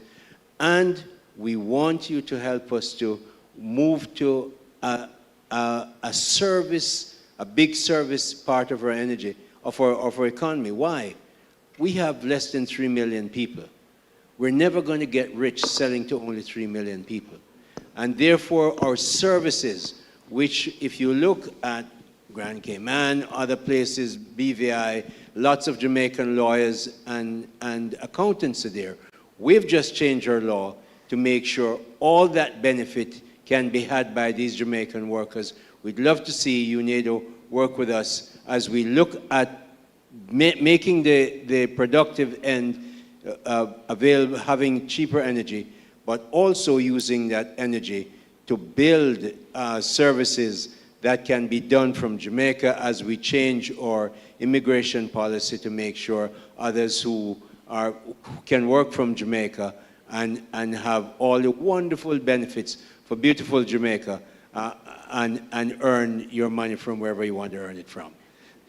That's two for me, Mr. Chairman. Bueno, una pregunta corta, una respuesta. Well, one brief question, one brief answer. I think one of the most important assets UNIDO has is the experience from all the countries. And so that collection of data for industrial policy and competitiveness. And so for me, I think the main contribution that can be made for us as a country or as a region is that to be able to build this industrial policy, this tropicalized industrial policy, would be the contribution of all this data so that we can have a policy that allows us to be predictive, to anticipate regulatory changes, tariff changes, so that each of the countries that are attractive to us as a country to a market to export to is something we can find based on data and not just our intuition. So that data would be really important. For Guatemala, just to put you in context, we are a country with 17 million people, more or less. A lot of diversity. We have 22 languages and different ethnic groups as well, who are very aware of the significance of environmental conservation. And so how can we bring care and stewardship of the environment into the industrial policy? We speak a lot about sustainability, but perhaps we don't know what it actually means. And I think Guatemala needs to bring back that awareness of how to conserve nature, whether it be water, the forests, but we need that component. And we need to know how we're going to deal with that based on that very diverse basis that we have. And that is a challenge that UNIDO perhaps could help us to see what the better way to move forward is. Thank you.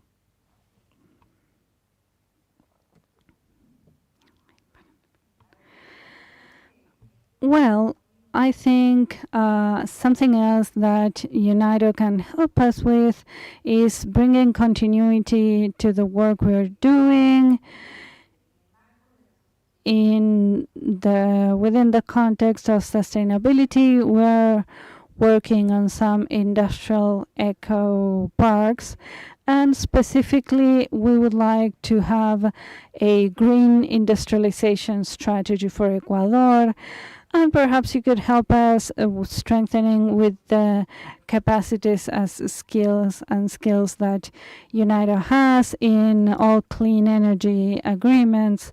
We are implementing 50 clean energy agreements throughout different industries in Ecuador. And so we would like to continue working on strengthening the circular economy strategy that is also led by my ministry. And so those are the main areas we would like to work on. And if I could abuse this a little more, I would love it if we could have a country program. And so if we could go back to work with UNIDO, because we are promoting the 2040 growth agenda and the productive development and the competitiveness policy that I mentioned. For Suriname, it's important not to get trapped by what they call the Dutch disease. We have to make sure that we don't depend, as I earlier said, only on the extractive industries. So that's one side. On the other side, we have a lot of potential in the region. More countries are talking about this. We have CARICOM, we have the LAC, Mercosur, etc. I think as a group, different platforms gives us the ability, to combine smaller economies and get stronger. So we are now at the beginning stages of a program, country partner PCP with UNIDO, and the focus is on the light manufacturing industries to get that developed, to get the roadmap designed first, and then of course get the investments and the technical support that we need with not just Suriname, private sector, but also befriended nations in the region to get going. Muy bien. Bueno, muchísimas gracias a todos. Well, thank you very much. And with that, we close this high-level panel. I would like to thank all panelists for their contributions. I think they deserve a round of applause. We have had a lot of diversity, and we have touched on many different topics, and so it's been a great opening to this event. This has only been the beginning. We have a few more hours in the afternoon, and we can have also bilateral discussions. And also thank you to the audience for your patience. Thank you so much. Muchas gracias a este panel. Thank you to this panel with such an excellent level. And before you leave the stage, we invite you to take a group picture so that we can have a record of this panel. We have the photographers there, of course, the members of the press, if you want to.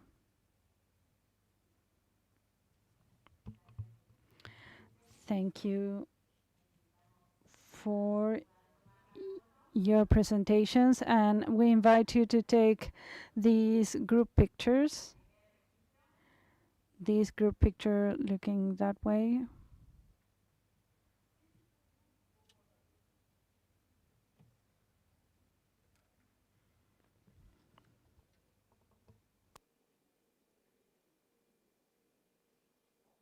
De esta manera, entonces.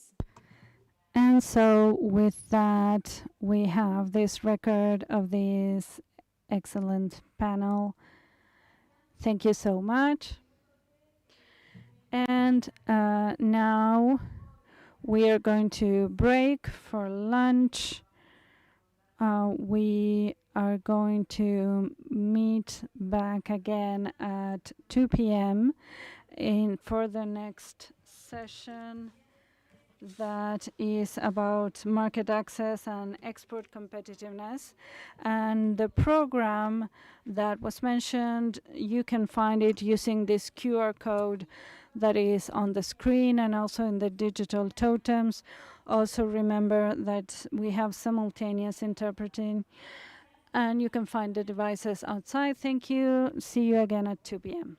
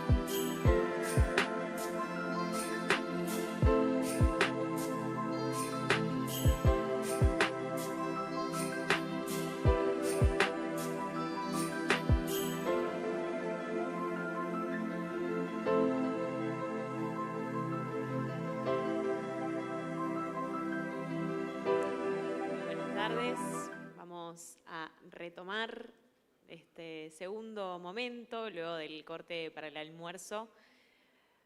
Y es momento de continuar con la conferencia regional de la ONUDI para América Latina y el Caribe. So let us now come back to this conference. Thank you for those of you here in person and those of you following us on YouTube. Let us now go on to the next session entitled the Market Access and Export Competitiveness. We'll focus on one of the main regional challenges, how to strengthen competitiveness and better harness the opportunities provided by international markets. Also, we will be launching the publications Beyond Tariffs Towards Competitiveness, available through the QR code in the digital totems. Based on UNIDO's experience supporting SMEs, value chains and institutions to comply with institutional markets, this session will explore good practices to improve the compliance capacity, export performance, and adding value in regional and world value chains. Therefore, we'll invite Mr. Alejandro Olivera Rojas, head of the competitiveness area of SMEs, UNIDO's quality jobs creation, and we'll be officially launching the database analysis for competitiveness and performance at the Mercosur. Alejandro, you have the floor.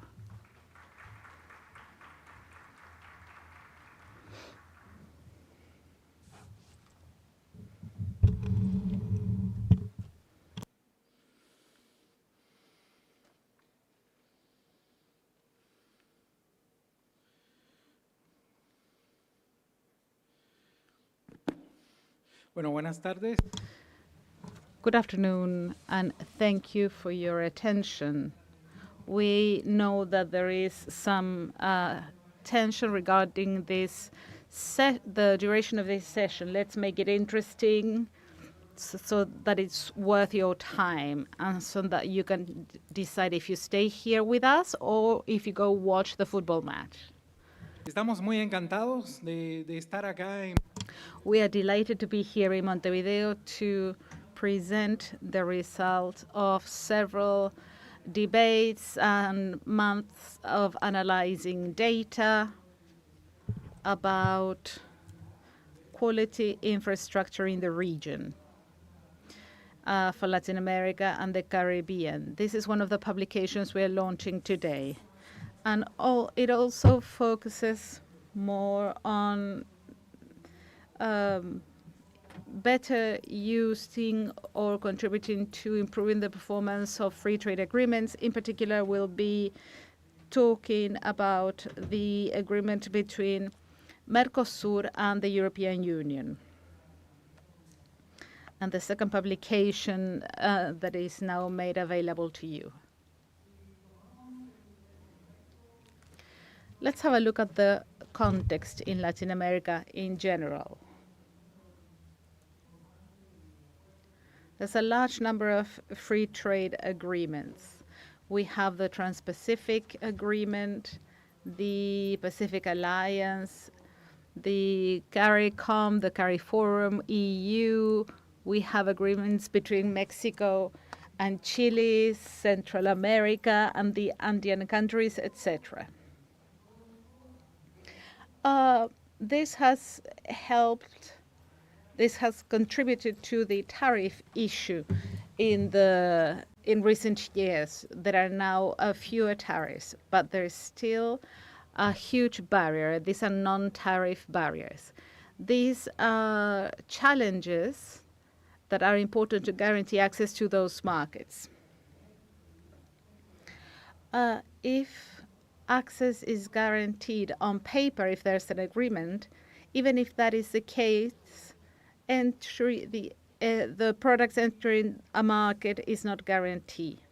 In the case of the European market, we have regulations that have become valid in the last few years. This is the ESG compliance, due diligence, deforestation, ESG compliance. There's also CBAM, which also affects major sectors, cement, steel production, etc. The industry in general. And also regarding agro-food,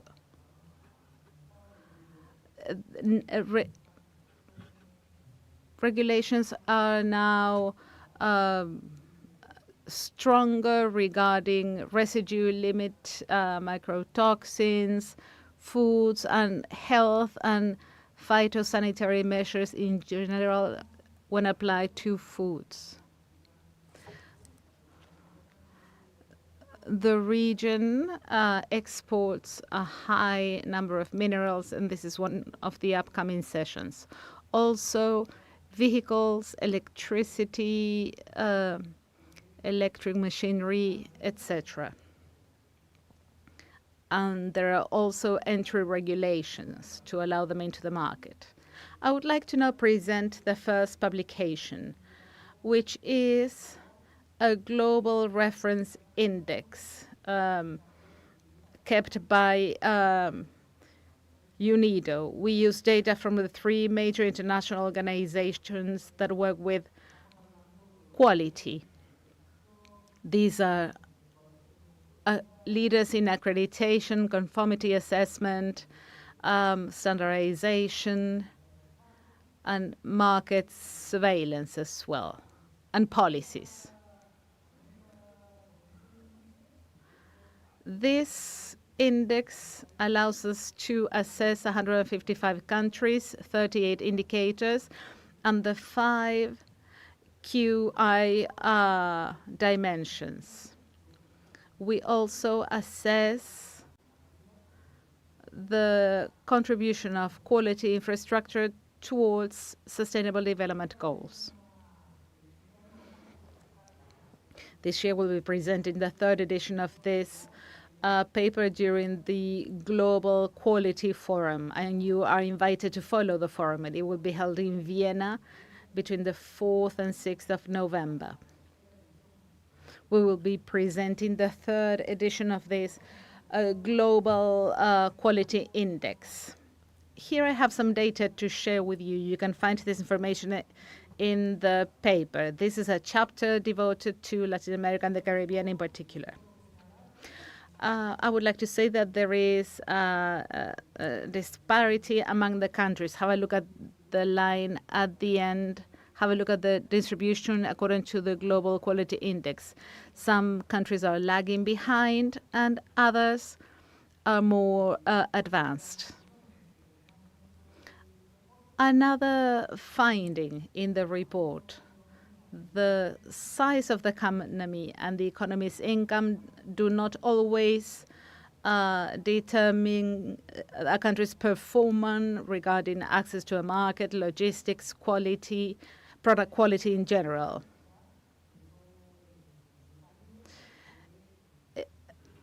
In some cases in the Caribbean, some countries perform better than larger economies in the region.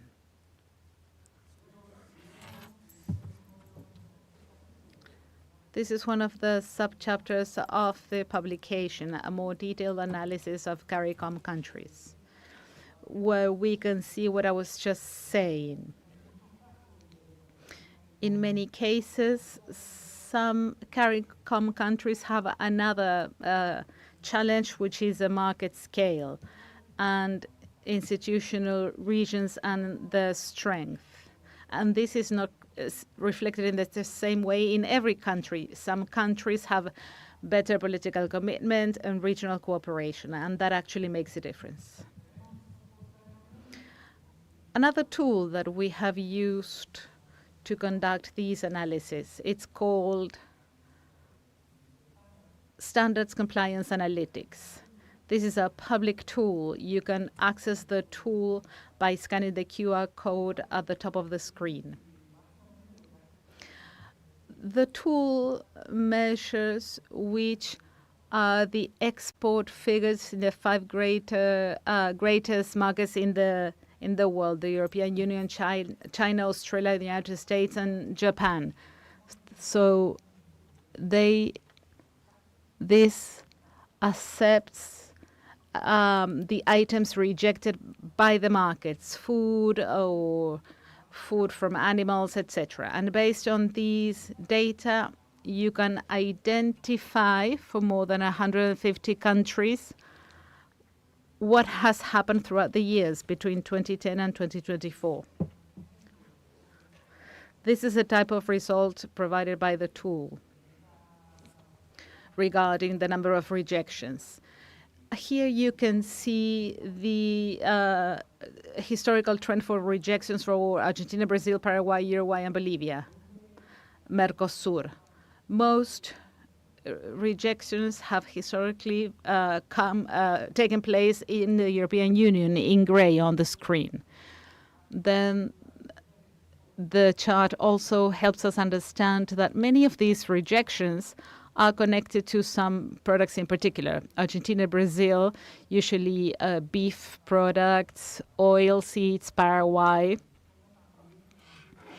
And also in the last 3 years, between 22 and 24, many of these rejections have increased in value compared to the previous year, even if export figures have decreased towards the European Union.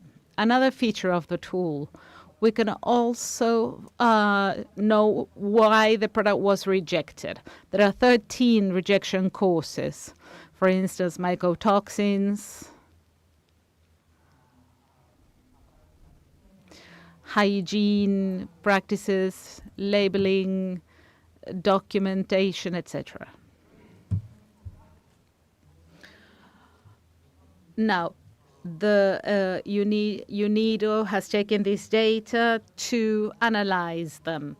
It's important to consider that not every market has the same requirements, and this influences the causes for rejection. For instance, soybean. We don't have the same number of rejections in the States as in the EU, for instance. At UNIDO, we have decided in the last few months, it has been a lot of work by our team. Our DG instructed us to create this team, so we have developed a database using the data from these two tools. We have created a process that entails over 90,000 live formulas. This allows us to identify which priority products we should focus on if we were to develop a strategy to increase competitiveness and access to markets, etc. This tool allows us to identify, for instance, here we have two scenarios. One of them is in blue on the right. It shows us if we were to recover 50% of those export rejections, how much would that amount to in money? And in black, we can see how much money is lost nowadays when nothing is done, just having products rejected, and which would be the final balance. So let's calculate this. We can identify for a given country, and this is an example, Argentina, exporting to the EU, feedstuff. How much does this amount to according to the 2010 to 2024 data? How much does this amount to if we were to recover 50% of those rejections? What does the tool also let us do? It allows us to identify why the products were rejected. So it focuses on hygiene, microbiology, contamination. So how do we support this? The UNIDO has been developing several strategies for over 30 years with many developing countries to strengthen health supervision, testing, having a more solid quality system. This is also beneficial for the other market, the other free trade agreement partners, because it also helps them certify that incoming products are safer, compliant with the regulations. It's also an enabler for the investment environment. The other partners, the EU partners, for instance, can also consider working with Mercosur companies within the value chains, motor vehicles, food, etc. How do we scale all this up? How can we use these findings and translate them into a higher level of competitiveness and work in our industry? Here we have a few examples, different sectors, which would be the challenges, the compliance challenges when it comes to complying with the requirements of each market and each sector, and which would be the priority criteria for working with these sectors. This helps us use resources more effectively. If we are in the government, in the private sector, social and industrial associations, investors, we can better inform them about what we should focus on in order to have the best possible results, to improve export activities, create jobs, and improve the environmental sustainability of processes. There's another challenge. Many small and medium enterprises that participate in these chains do not have access to the certification, traceability, audit processes, etc., or they don't have access to them. Therefore, the cluster approach or associations or collective action, this would allow them to have better access to technology, services, and a collective local brand, etc. This would help them better navigate this path towards more rigorous standards, joint certification processes, etc. If we were to even consider corridors, nowadays there's a number of challenges in the main export corridors between Paraguay and Paraná, Rosario, Buenos Aires, etc. But and this has to do with paperwork, timelines, customs clearance processes, etc. All these processes could be improved and might be considered within this new process. Finally, the approach we want to implement would also include this need for funds for SMEs, MSMEs who cannot access loans, but also funding to ensure that any investment can be considered a low-risk investment, or to make it bankable for the institutions that provided this kind of funding.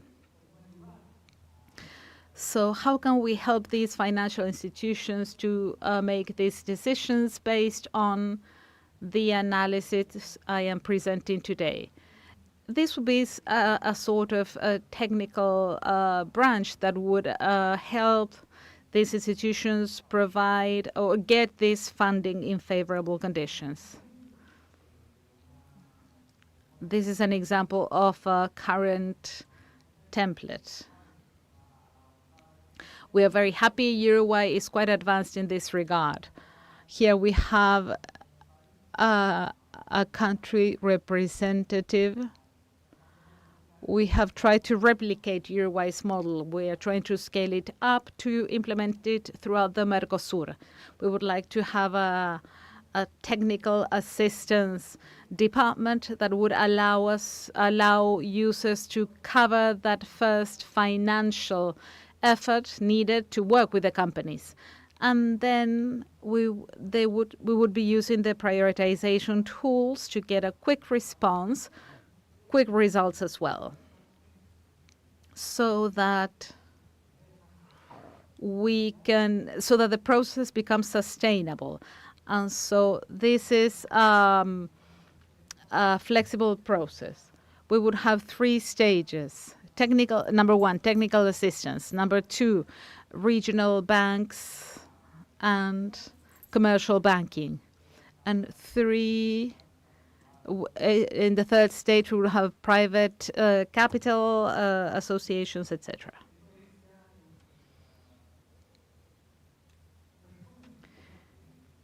This is a summary of the proposal made by UNIDO. But not just us, we've also been talking to partners from other countries, Spain, Germany, etc.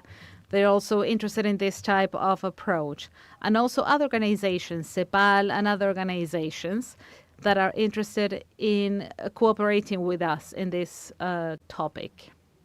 Number 1, the main goal is how to improve quality compliance of products, to improve industrial competitiveness. Based on this goal, there are 4 pillars. Number 1, working with these priority sectors identified with the tools we are making available. And it wouldn't be just working with agri-food, but also strategic sectors that also mobilize our economy. This is motor vehicles, machinery, critical minerals, etc. But also improving service quality infrastructure, and that's very important. Today we have corridors nowadays, and we need to find laboratories that will act as regional service suppliers, which would be quite interesting. And then there is the cluster approach I was telling you about, with collective work and funds, and the movement of funds. This leads us to a proposal we'll be discussing in further detail tomorrow with Mercosur and European countries in a workshop organized with the support of Uruguay and our Latin American colleagues to have a conversation and co-develop the actions that we must take. Or maybe we need to redesign everything from scratch in order to achieve our main goal, in improving country competitiveness so they can better harness free trade agreements, but particularly creating jobs, improving economic growth, and doing so in an environmentally friendly way. These are the publications being launched today, and you can find them online when you scan the QR code. The first publication presents these pillars I've been telling you about. We have different chapters and a number of recommendations at the end. Number 2 includes our analysis of the quality infrastructure in the region. It's more comprehensive. We have cases from the CARICOM and also general recommendations for the whole continent. Thank you very much.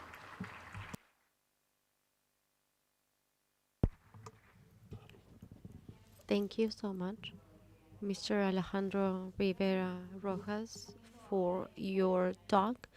And now let's welcome the members of the next panel.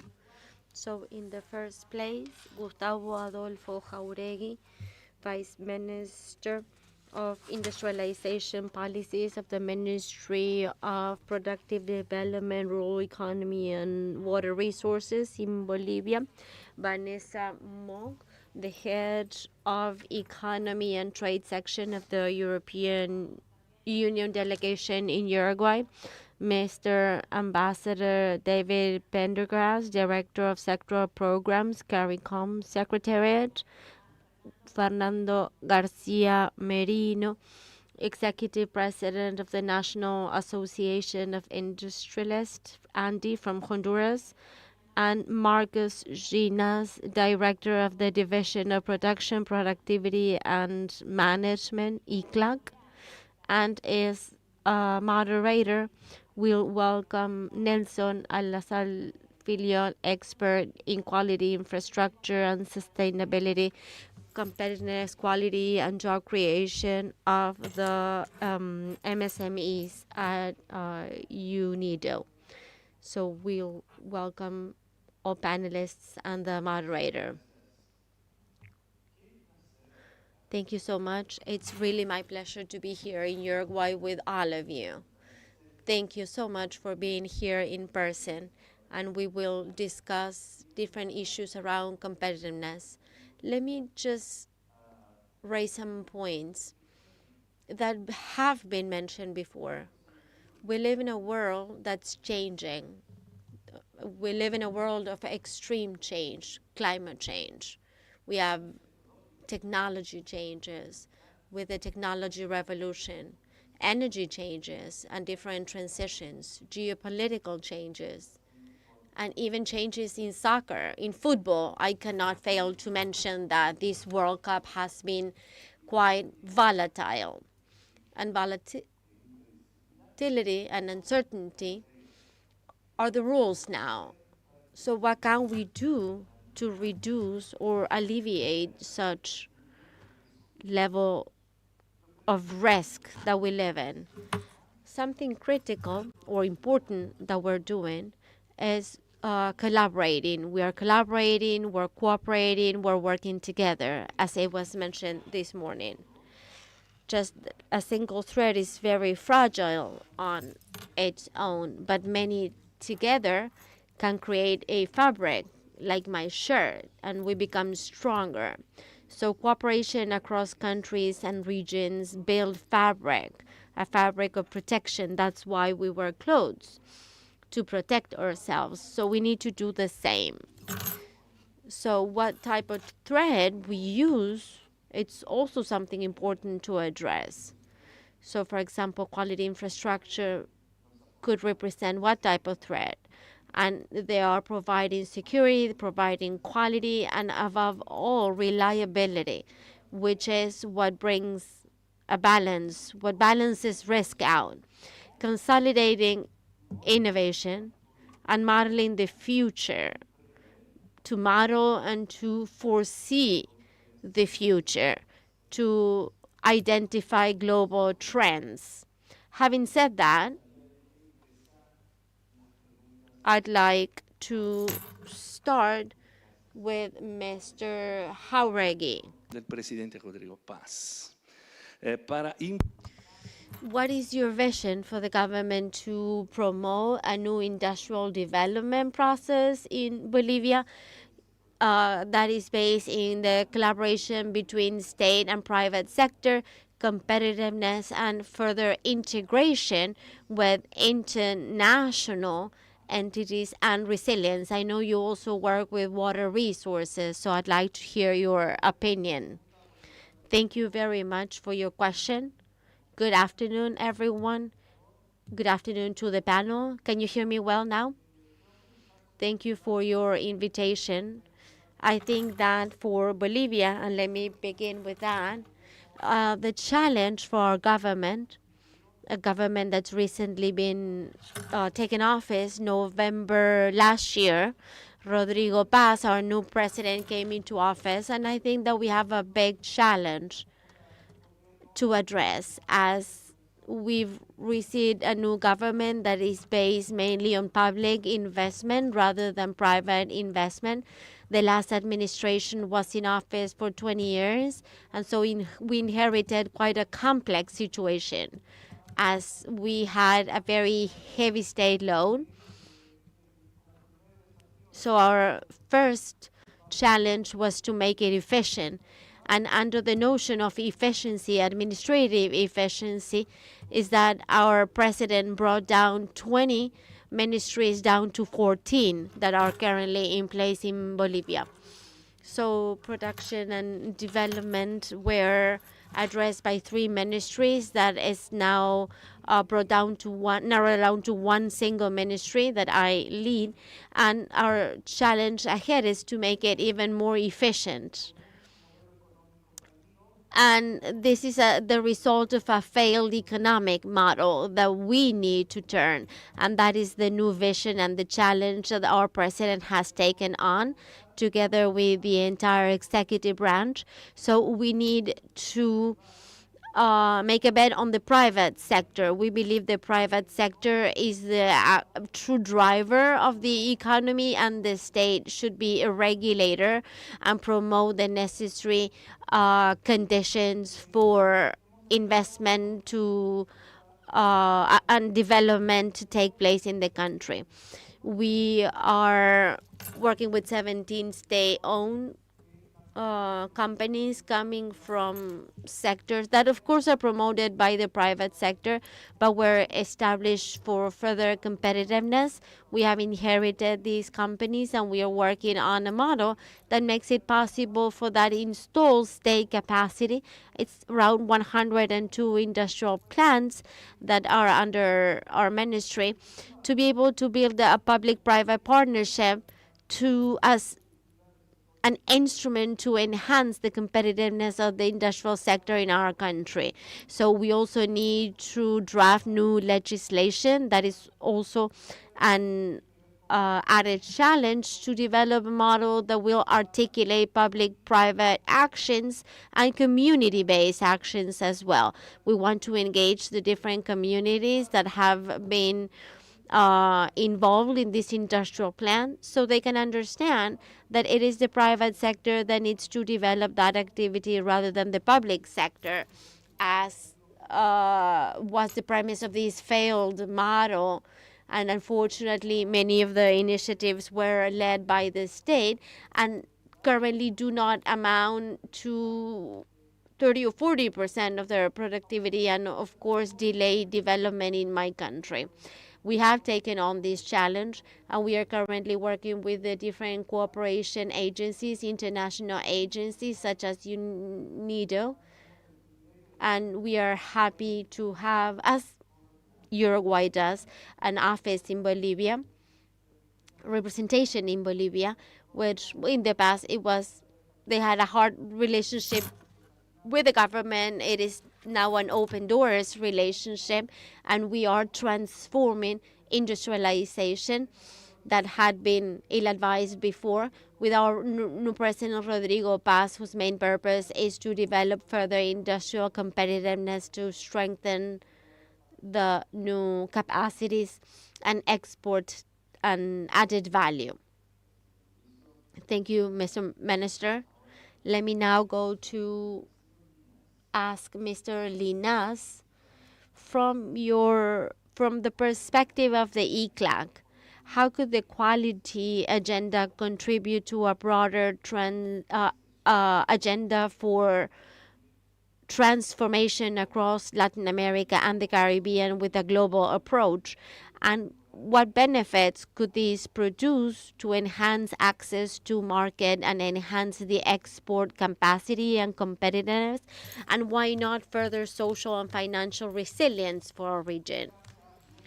Thank you, Nelson, for your question. In the first place, thank you, UNIDO, for your invitation, for the ECLAC, for having invited us to take part in this conversation. I'm sure that some of you have heard this before, but the ECLAC has always insisted that Latin America and the Caribbean is a region that is trapped in a low capacity trap for growth. And in a way, that trap could be explained by productivity that's been stagnated and even falling. I think that all of us here today could agree that tackling that productivity challenge will require a productive transformation. The bad news here, Nelson, is that this transformation will not happen overnight, and we need explicit, targeted, deliberate policies to do so. We speak about that return to industrial policies, and the ECLAC speaks about a need to escalate and enhance productive development policies in our countries to be able to promote productive transformation. Now, under this new vision, Nelson, of these policies, and let me very quickly mention some examples of that new perspective. Under this new perspective, we see these policies and as efforts that want to tackle and promote productive transformation as an instrument to enhance productivity. Considering that very broad definition, Nelson, we consider that the ECLAC can promote any sector, not just the manufacturing and industrial sector. So we don't really speak about industrial policies, but rather productive development policies. And these are policies that can enhance the agricultural services, mining, and so on. In addition to that, under this new perspective, we see these policies as collaborative efforts across different actors of the public sector, private sector, academic sector, civil society, to tackle bottlenecks that restrict productive transformation. And it's in this sense that we also need to consider governance for productive development, that it becomes a key element. In addition to that, under this new perspective, we understand that actions need to happen at the subnational level, at the local level, across the territory with local stakeholders, and therefore we're pushing for agendas that are territorial agendas with a bottom-up approach in terms of productive development. We also believe that we need an internalization approach. And we're not just speaking about protectionism as we had in place in the past, but rather access to markets, as this becomes a very sort of critical aspect to consider. And let me finish by saying that I believe that together with these policies, we need to tackle other dimensions. We need to work on the science, technology, and innovation agenda for production and development, for technology extensionism, for entrepreneurship. We need to work for the digital transformation, in bridging gaps when it comes to human talent. We need to work on funding. We need to work for direct foreign investment. And one of these agendas is very closely associated to regulatory issues, quality issues, those topics that bring us all here today. So the ECLAC has been pushing for a quality agenda as part of this productive development agenda for our countries and land.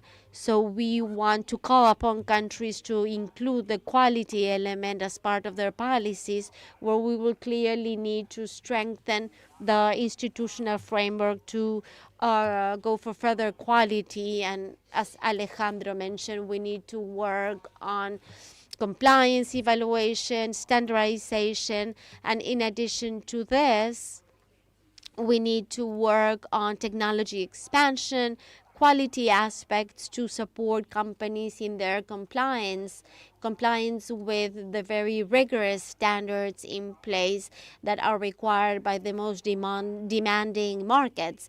And as he also mentioned, we will need to work for cluster initiatives to be able to scale our capacities up. Now, Nelson, let me finish by saying that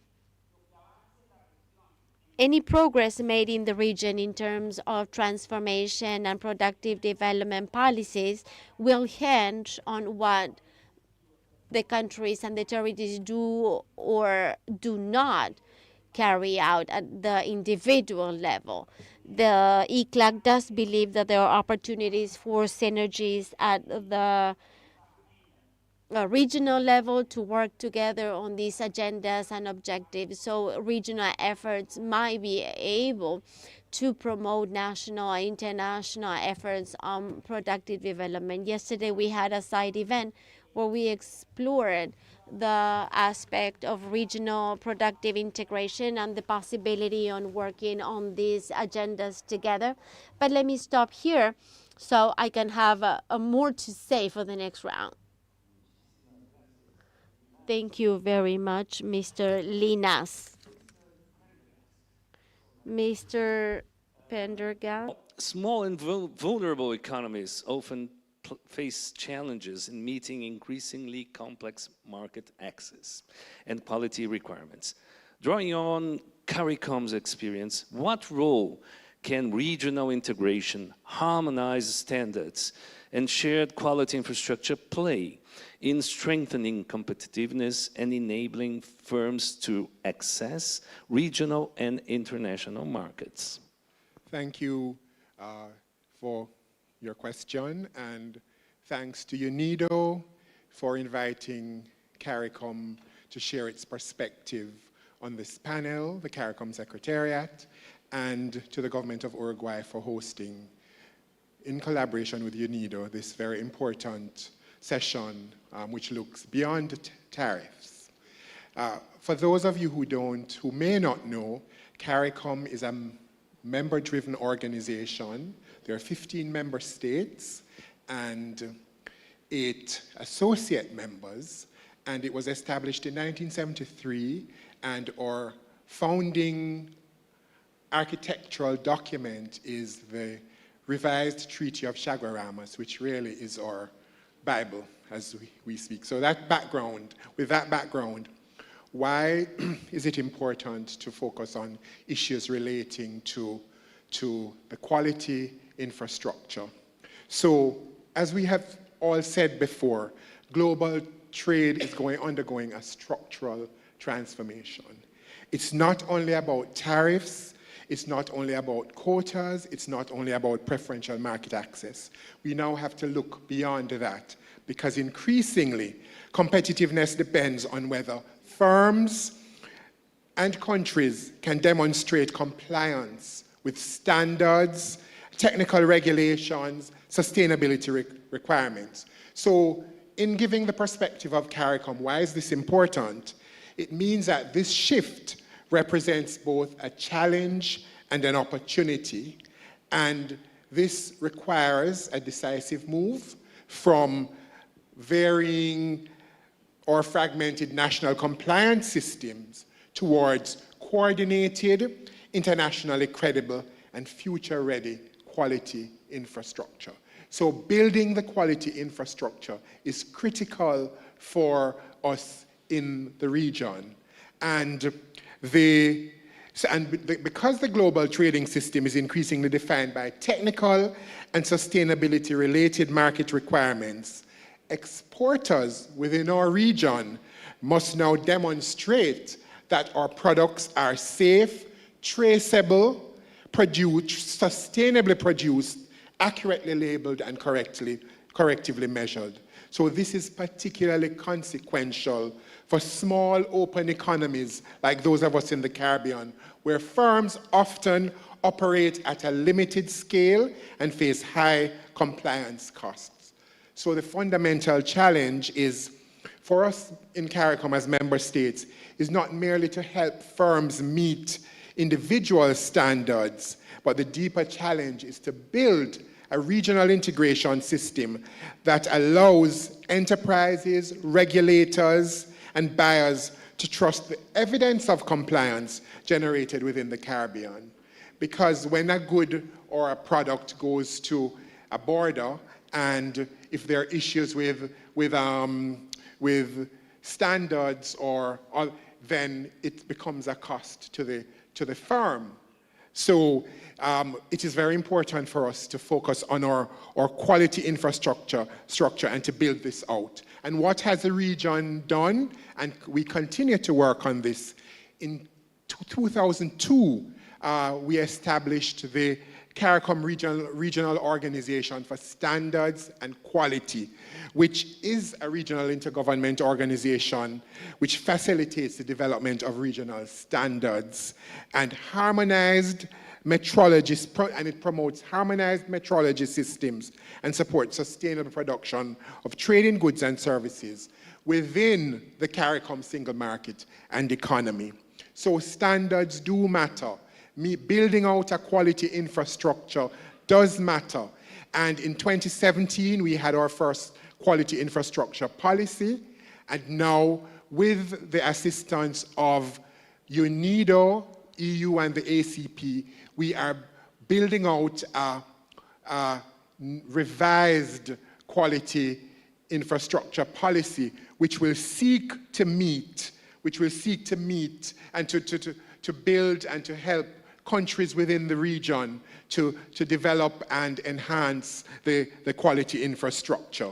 So therefore, because no one firm, no one country has all the requirements that are required. So regional cooperation, harmonization, regional collaboration is fundamental for us in order to meet the standards and the requirements these days that are required. So the quality infrastructure work now demonstrates how regional policy, institutional strengthening, and enterprise competitiveness can be linked, and it offers a bridge between the revised quality policy and practical interventions that benefit firms, regulators, and competitors. So why have I said all this?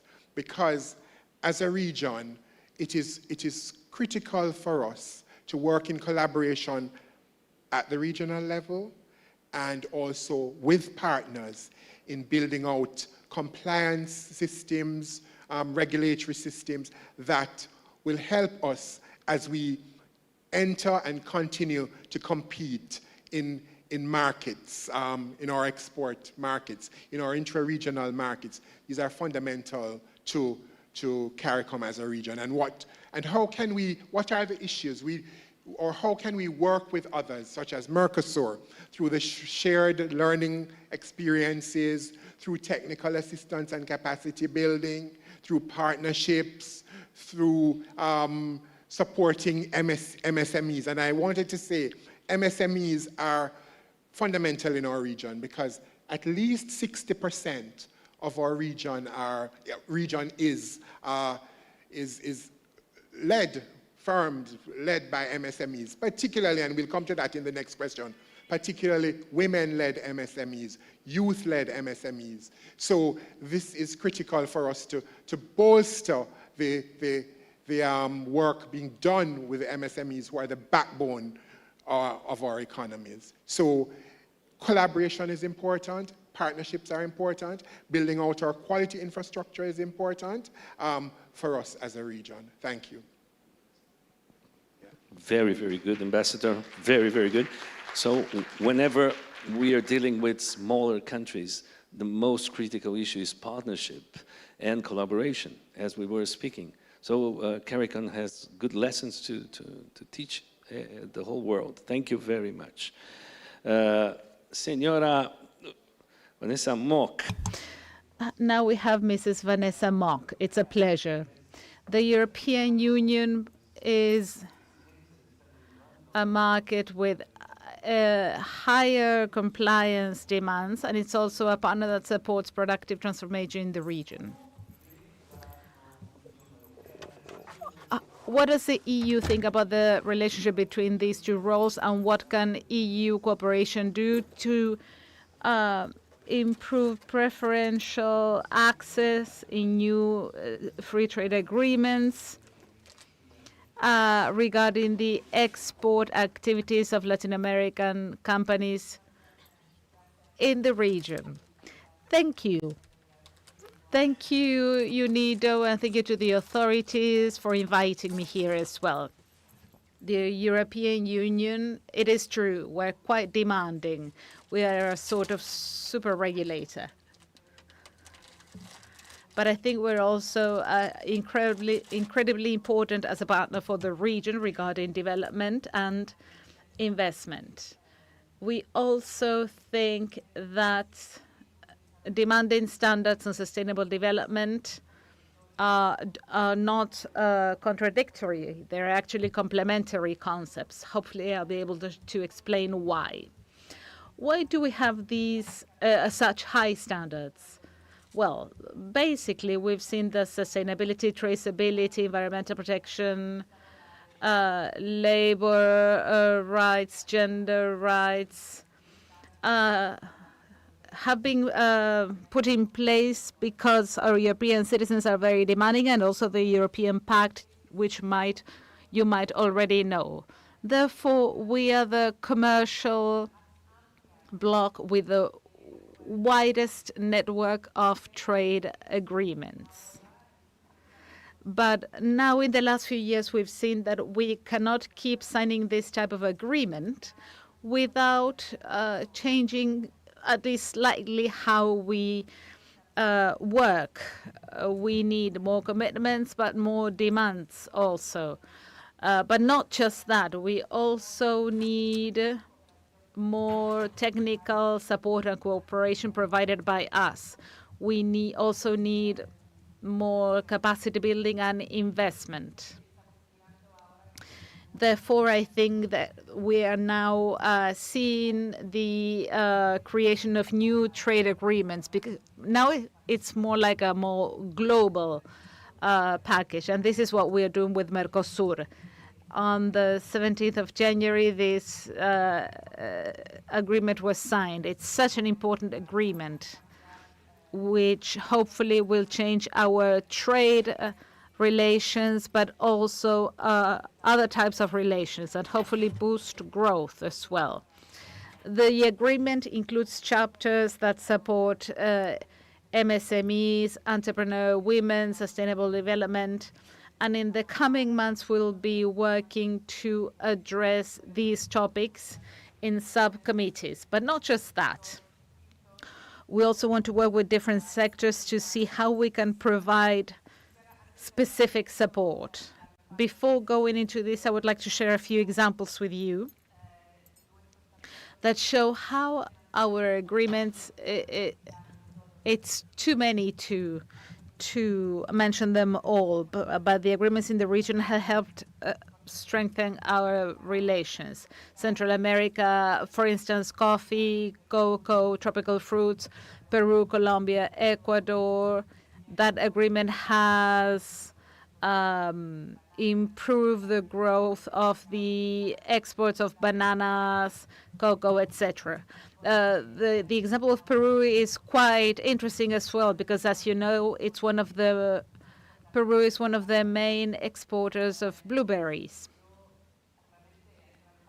And that was possible to a great extent within our agreement, which enabled this exports, but also through our regulations and phytosanitary rules and the whole investment program to help this sector. This really boosted the export figures. There are other sectors that have nothing to do with the agricultural sector. For instance, a trade agreement with Chile, the updated version, where we are supporting critical minerals, green hydrogen services in Mercosur. We're also working with sectors like not just agriculture, but also life sciences, green energies, and many more things. What we have said today is true. There are fewer tariffs. There's a number of conditions within the agreement to facilitate trade. That's a first chapter of the entire book that must be read and complied with after signing an agreement. And we are here at the end of this first phase right now. The agreements also aim to implement facilitation and cooperation programs at country level and regionally as well. Because, for instance, all of you have been talking about the importance of working within the region.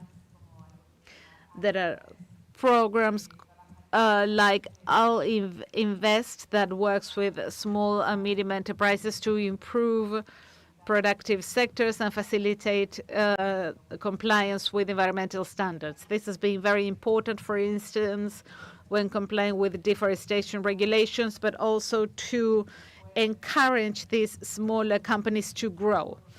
There's also the Oroclima program that supports public policies that have to do with green transition and climate resilience. Also, very recently, I learned about something that is very, very successful, the Digital AI Alliance, which promotes the digitalization of different sectors, production, services. This happens within regional states. They also provide many grants to startups. And there's also Global Gateway, which might ring a bell. It's our main investment program and sustainable infrastructure. It addresses digitalization, logistics, green energies. I think there are many countries here today that are about to launch or already have global gateway projects to improve our exporting competitiveness. Mercosur. We are implementing a very large project. It's a development program that supports the agreement for the 4 countries. $50 million will be earmarked for implementing the agreement.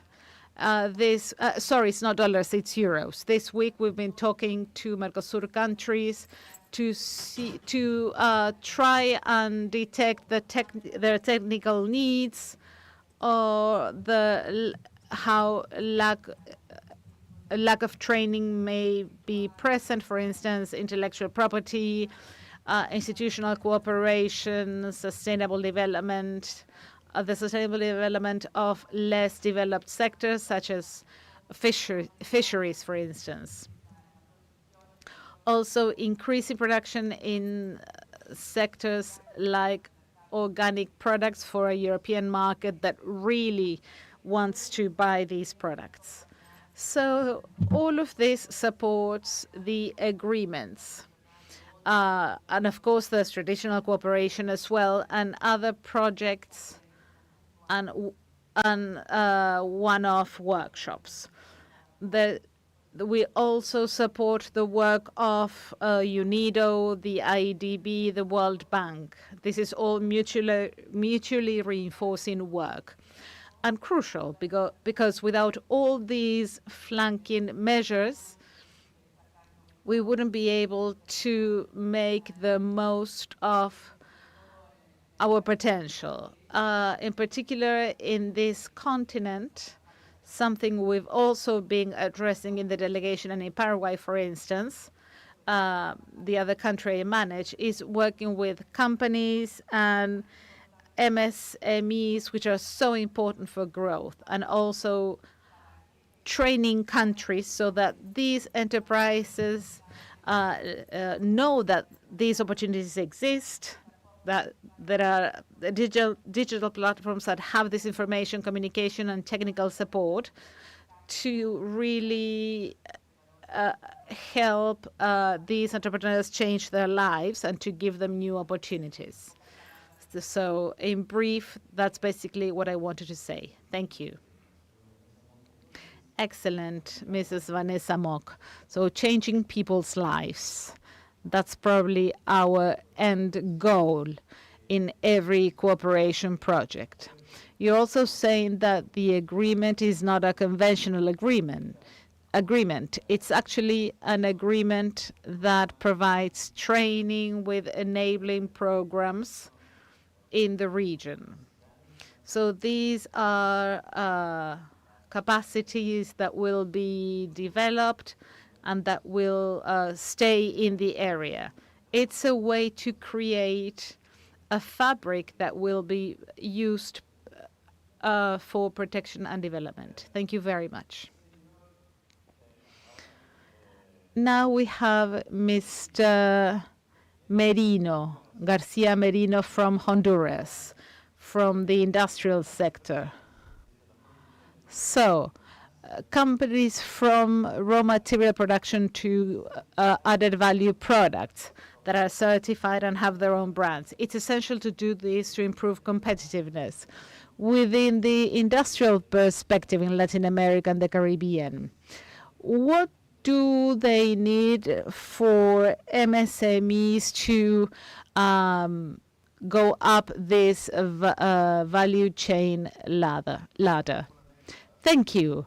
I would like to start with an anecdote. 20 years ago, I started working in the Association of Industrial Workers. I was 15 years old or something like that. No. My boss at the time told me we export bananas. The box of bananas a few years ago was $20. Then we started exporting shirts. There was a box of shirts, and that cost $100 next to the box of bananas. But the Swiss export watches. It was a very small case, watch case. We all want that watch. It was $250,000, Patek Philippe or Rolex. The problem is that 20 years later, and Vanessa has just confirmed this, we still export coffee, banana, and cocoa to the EU. So fruits, we haven't been able to navigate, to go through this industrialization process, and we are not in the same situation as the Swiss are. So what happens? There are some issues that are structural: democracy, rule of law, compliance with the law, respect for human rights. But beyond this, we clearly need to work on different areas. First of all, we need to understand that large companies in our countries can compete globally with ease. They have been working for 100 years. They have joined the market. They have funds. They have potential. And they have innovation potential as well. Or they are multinational companies that have invested in the country. So the difficulty here, at least in Central America, is working with MSMEs, as the ambassador said. These are entrepreneurs starting up a business, looking to grow. And another anecdote, I was talking to a baker the other day near Copan. You can visit the Copan ruins. I'm also a tourist operator. And I was telling her, I asked her, who is your competition? A small town, 40,000 people. There's no competition. The other bakery is in the other neighborhood. There's no competition. So I told her, okay, let's have a look. Let's have a walk. And we had a look at the small markets, pulperias. There were 3 or 4 small markets in the street. We go into a market and we find a brand of bread that is very important, produced in a neighboring country. We have a free trade agreement with them, with this country. So you do have a competition, and you're competing with a monster. It's one of the largest companies in Latin America, because you do make bread, but this other one also makes bread. So that's the type of company we must work with. And many times these companies in our country sometimes are created because someone has an entrepreneurial spirit, but in many cases they do so because there's a lack of jobs. So people try to be self-employed, they try to find a way to live. So this is a key issue. We need to train children, young people, people that are not so young, or millennial plus, as I consider myself, in the area of entrepreneurship, so that this type of culture really takes place, because there's vocation, and not just because it's the only option. There's a village here in Uruguay called Sal si puedes, as in get out if you can. It's the only option to become an entrepreneur. No. entrepreneurs should be entrepreneurs because they like to be so. We need a cultural transformation when training human resources. This will allow us to have better entrepreneurs. Now, regarding quality, and this is included in the study, it's very important. I remember I talked to Mrs. Juanita, the baker. She has great bread, but she has a problem with the packaging. Sometimes it's not the same ingredients, so sometimes it tastes good, sometimes it tastes great.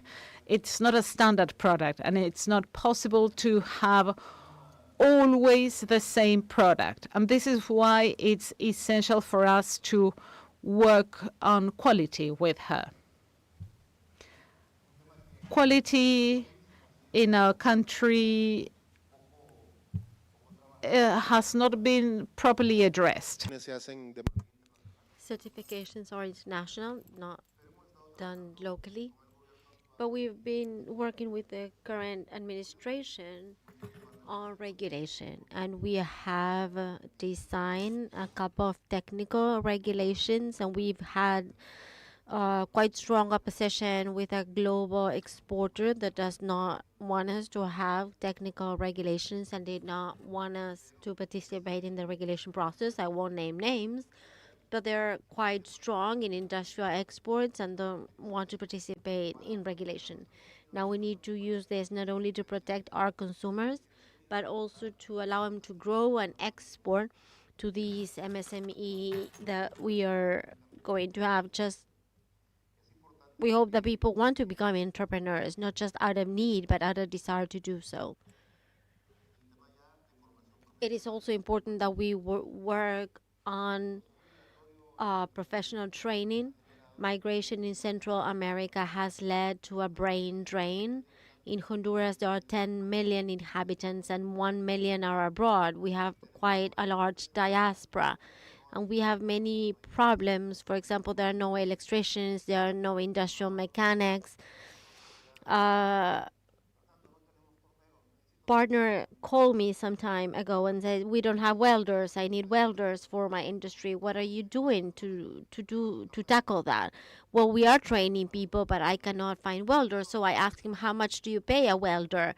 Well, I pay them quite well. And he says, what's the salary for a welder? $800, $900. Well, it's quite a good salary for Honduras. But now you're opening a business in the US, right? And he said, yes. So how much welders earn in the US that they're helping you with your business? And he said, well, I cannot compete with a salary like that. And well, we cannot either. So welders are trained, they work for 3 or 4 years, so they can then move out of the country to be able to save more money. So professional training needs to be permanent so we can train the necessary experts for skills for these programs. And funding is also critical. But those of us who have had businesses, those of us who have been entrepreneurs, we know that there are thousands of programs. But all programs request for an initial loan, they request at least 2 years of your books. So how will I have audited financial books if I don't even have financial books? I don't have a business up and running yet. I want to set it up. So there are venture capitals, business angels, collective funding mechanisms, and so on. Different instruments. We need to be quite innovative. Maybe AI comes in handy, but we need to be quite innovative to be able to fund these people. And also when it comes to personal experience or that they are very well paid. So we need to strengthen the MSMEs in such a way that they can access first of all, the formal market and then potential exports. Thank you very much, Mr. Marino. You spoke about quite interesting things. For example, the entrepreneurial spirit, which is, I would say, a characteristic in our region. And the word itself, entrepreneur. Entrepreneur comes from intra, Emprendere, it means doing, as in Italian, prendere. So entrepreneurs have an initiative. We do need to train and educate people because at the end of the day, the human resources are the richest resources that we have, and programs to produce and retain talent are quite important. So as the Minister Jauregui mentioned as well, we need to aim for further administrative efficiency for SMEs, MSMEs, and the state, the government as well.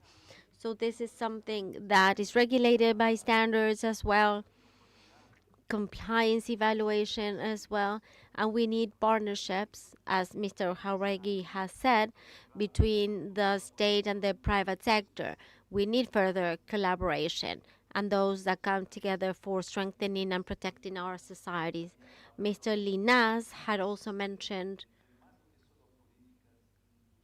that we need to go beyond industrial policies. We need productive development policies. That is a broader vision for our region. And we need to integrate different sectors that are, well, part of an increasingly circular economy. And something that I also liked out of what you mentioned, that we need quality by design, quality by default. From the beginning, quality needs to always be present in our economic projects, in our plans, in our policies, national policies. And to be able to tackle on regional synergies. We shouldn't have everyone doing everything, but we need to know how to coordinate our capacities and promote further synergies. If we needed to say one word about competitiveness, quality, and sustainability to wrap up our panel, what would you say? Let's begin with you, Mr. Linas. Well, Nelson, I would say that a key word is articulation. To articulate stakeholders' efforts, to connect quality to many other streams. That is something that we need to keep working on. There's a huge room for improvement in our region. Well, actually, I was going to use the same word, so I'll just say team. Team. This is the World Cup month, of course. Messi could not win if he was playing for a terrible team. Now, in a better team, he can play better. So it's not just about talent, but rather the team that plays with you. And let me also add another analogy. Team and coordination were what Spain represented yesterday. They played as a team and they were coordinated. They didn't have one single star. Mr. Pendergast? So bringing it back, and since I'm sharing the perspective of the Caribbean, of CARICOM, and small island developing states, it is important to say that the future of Caribbean or CARICOM's competitiveness will be determined not only by what the region produces, but by whether it can prove that goods and services meet the requirements of modern markets. Standards define those requirements, quality infrastructure provides the evidence, and regional cooperation makes the system viable for small states. So in closing, in an era beyond the tariffs, quality infrastructure is not optional. It is a regional imperative. Thank you. Very good. Perfecto. Bueno, Thank you. Actually, you took my words a little bit, but I would say training, education, integration, communication. I think that we are able to communicate within a bubble, and we really need to go abroad and disseminate further opportunities and provide the necessary tools for everyone to be able to leverage those opportunities. And I would also add ambition. Ambition, because wanting to access new markets is a long, a demanding process. And for the EU, as we've mentioned, we know that we have high standards, although due diligence change in UTI. There's a whole review, but that could lead to a further conversation. And it's all being reviewed. But accessing, since we are speaking about the World Cup, it's like reaching quarterfinals. You've qualified, and once you can access such high and sustainable production standards across the board, new doors will open to qualify to new markets. For example, Mercosur, Canada, Japan, Emirates. So other markets that have similar requirements or even more demanding requirements. So we need to shoot for a higher league and head that way and to work together, shoulder to shoulder in the region. I didn't mention the ICLAC, but of course the ICLAC is also quite important to us, and to ask for support and to ask for her help and coordination when needed. It was not just one word. I'm so sorry about that. Well, I think you've said it all. That's the downside of being the last one to speak. But something important here, something that we've heard since this morning, is that the problem that we have in our region, or actually we share many of these difficulties, especially Latin American countries. So I think the big challenge is how to address trust and how to rebuild trust or recover trust. And this has to do on how to building trust across the stakeholders in society and across the region. Economic, financial agents, citizens at large, international organizations. What are the roles that we need to take on, or that the state needs to take on as such, and the private sector as well? So something that our president always says, our president Rodrigo Paz, is about recovering or rebuilding trust by recovering the society's basic principles. That is God, the country, and family. That's the foundation. Thank you so much, Mr. Jauregui. We are so honored to have had 5 panelists that are all Mbappés and Messis, all top 10 players. So thank you all so much. Thank you, madam. Great input. You have so much knowledge and experience, and this is all great for collaboration and regional synergies. Thank you all for being here, for your support, and we will make sure to bring these messages back home to our businesses, our countries, our families, and trying to generate further quality and to build more trust around us.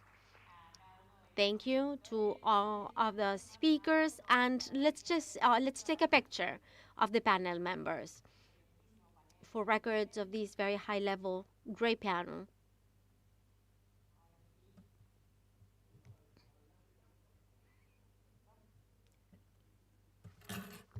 Desde el público también pueden aprovechar para sacar una foto de este momento. The audience can also take a picture of this fantastic panel. So thank you. We will now have a short coffee break. It's a 15-minute break, only 15 minutes. So 3:45, we'll come back 3:45.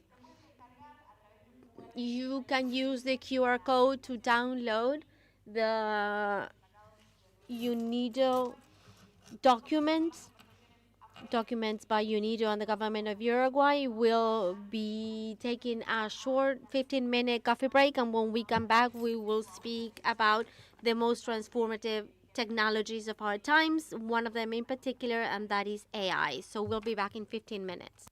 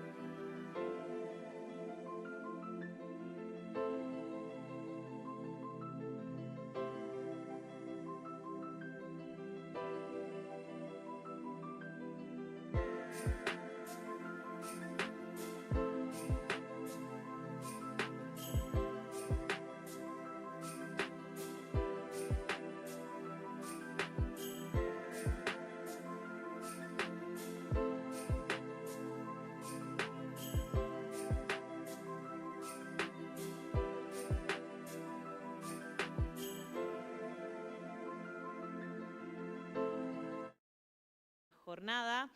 Vamos a presentar diferentes momentos que se vienen de esta última sesión y tendremos una mesa redonda sobre inteligencia artificial para la competitividad industrial, donde además se realizará el lanzamiento del capítulo de América Latina y el Caribe de IM Global como una plataforma regional para... So we will be launching a new publication, a platform to modernize industrialization based on AI, sustainable manufacturing and competitiveness in Latin America and the Caribbean. We will explore how AI and digital tools can help companies, in particular MSMEs, to improve productivity, strengthen quality and compliance, optimize energy use, and access new market opportunities, with particular attention to the needs and opportunities of Caribbean economies. By linking regional priorities with the EU-LAC digital agenda and practical country experiences, the session will identify pathways to scale digital transformation, strengthen productive capabilities, and support more competitive and resilient industrial systems. Well, first of all, we would like to invite the moderator presenting this chapter from UNIDO, Mr. Farouk Almirasov, Industrial Development Official, AI Official of UNIDO. Mr. Farouk, you have the floor. Thank you. Muchísimas gracias. Thank you very much. Good morning, everyone. I'll be speaking in English because I will have a multilingual session later on. I would like to present what UNIDO is doing in terms of application of digital tools and AI for improving competitiveness of the private sector, of the real sector across the globe, and how we contribute to the SDGs. Just maybe to start to set the scene, why we're speaking about digitalization is not only because of 22.6 billion people are not yet connected. It's not because of only in LAC region, 30 million fewer women are having connection with internet. It's only not because of 85 million jobs are not created in the area of digitalization now. But can you just realize that around 133 SDG targets out of 179 could gain in terms of being on track if they apply AI and digital. I will turn all this discussion into the industries and businesses in my next slides, and just to show how we implement it in the real sector. So for us, digital AI, we're not doing it for the sake of digital AI. For us, it's another tool to make businesses, private sector, industries, small and medium enterprises, not only in developing countries, but also in middle-income countries, in OECD countries, more competitive, so that they're able to create more jobs, more value addition, more export opportunities, thus contributing to the SDGs by making more social, economic impact to the respective economies. So at UNIDO, we're a strong believer in AI as the good tool to make industries more competitive.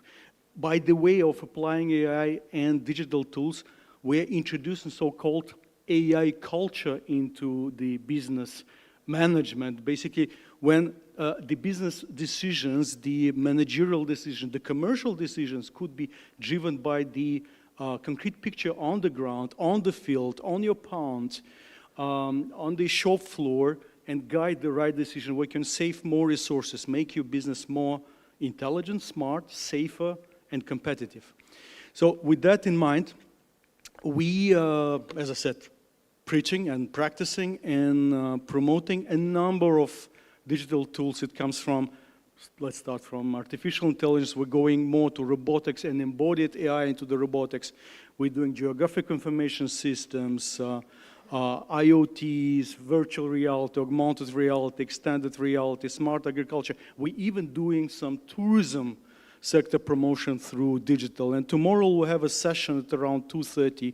So I'm inviting you, it will be at 2B room here on the second floor, to show how concretely we're doing that in different parts of the world and how we're doing it in your region, in the Latin America. So with that in the menu, so we have a big number of countries. We already started implementing that. You can see the geographies across the globe. And these are indeed developing countries, emerging economies, and least developed countries as well. So we are generating the success stories.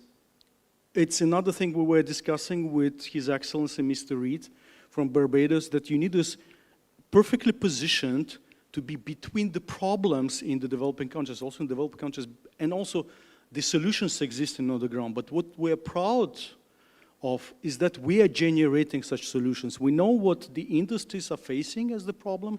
We know what technology can do. We know what the hardware can do. You know what software can do. But we are building our own AI algorithms, our own models. We're not talking about LLMs. We're not talking about ChatGPT or DeepSeek when we talk about AI. We are building SLMs or just machine learning models to make businesses smarter, intelligent, and more efficient. Again, you're very welcome for tomorrow, more detailed session to do that.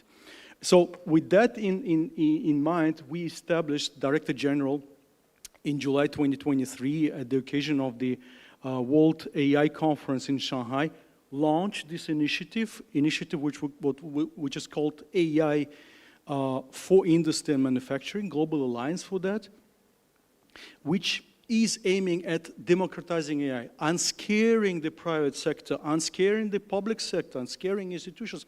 It's not the threat. It's a good opportunity for your businesses to become more data-driven with all security matters in mind as well. So it's also a great opportunity to bring actors around the platform where we can discuss about the solution, we can generate the solutions, but also we can talk about ethical part of AI, standards, etc., etc. So, and also it's a good opportunity for big companies and small companies to join. I'm very proud that there are more than 300 members already in Alliance from across the globe, starting from Microsoft, Google, Huawei, Skolkovo, SAP, Siemens, from entire world are there sharing this experience.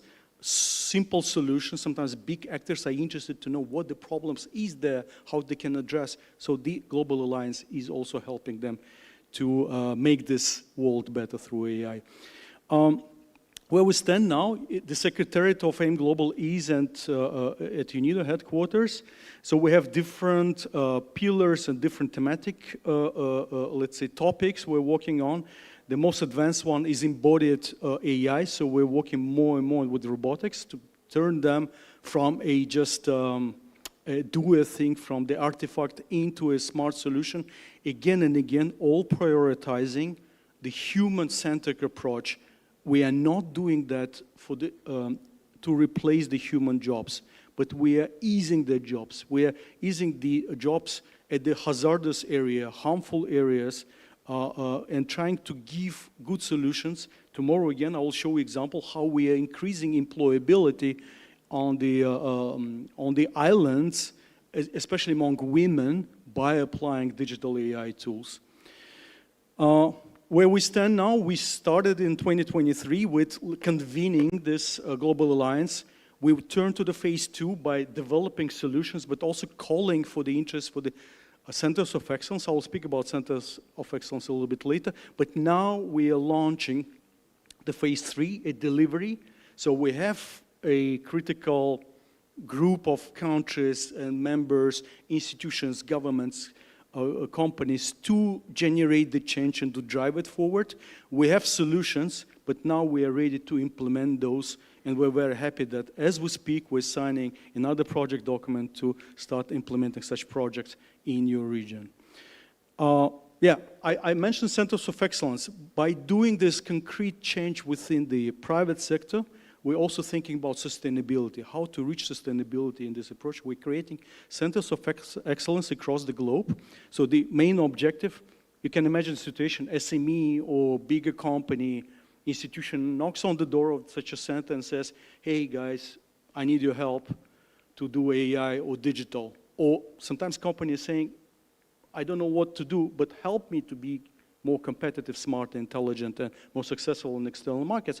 So we are there to diagnose the company, also see what a digital opportunity could be, digital solution could be applied immediately, but also not limiting ourselves by generating a completely brand new tailored solution to a, I don't know, wheat processing company in Barbados, or I know, black maize producer in Jamaica, etc., etc. So the topic is new, is very attractive, it's scary, but at the same time it's very flexible and very general.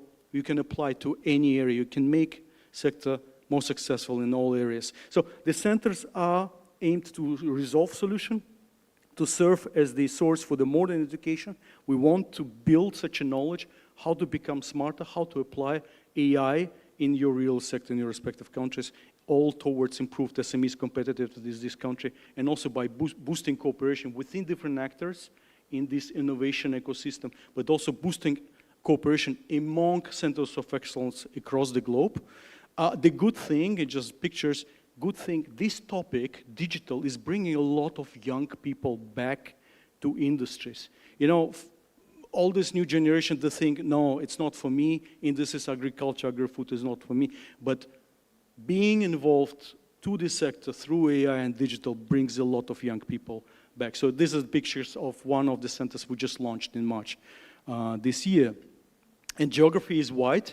In Riyadh, at the General Conference of UNIDO, we showed 11 COEs that we're running now, and we immediately received requests from 20 countries to establish 26 centers of excellence across the globe, and we're very happy that the network is expanding, and this is what we want to benefit from.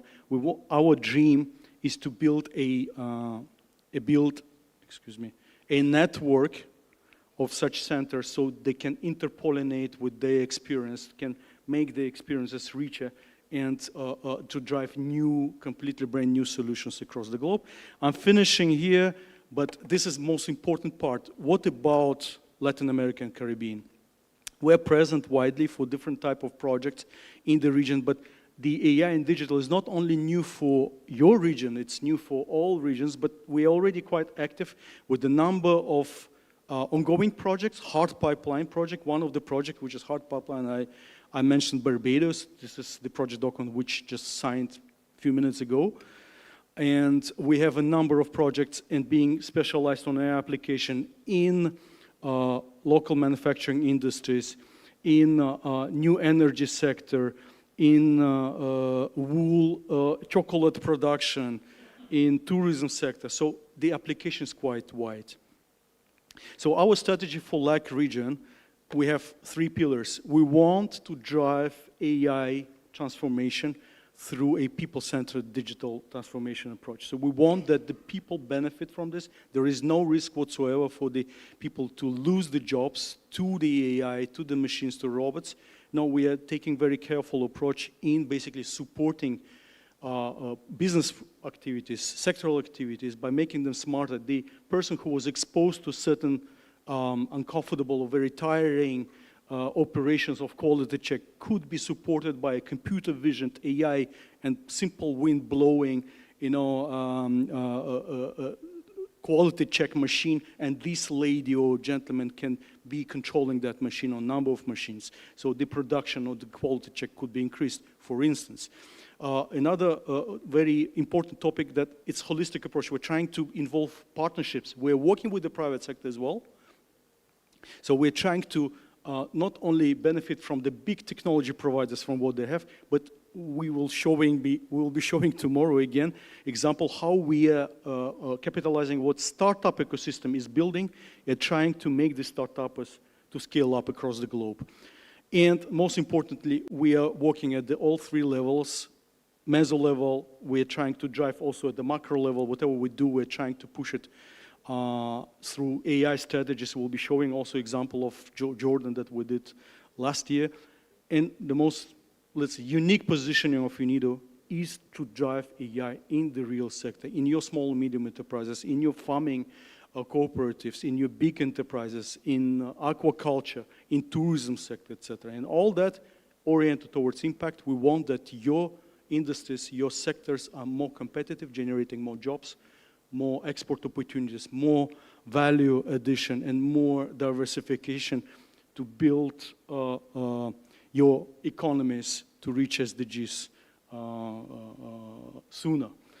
Thank you so much for your attention. I would like to finish with this statement of the Director General. The solutions do indeed exist. We just need to get up, get together and act to make them a reality. So let's shape the future for manufacturing in the LAC region together, and please join in Global. Thank you so much.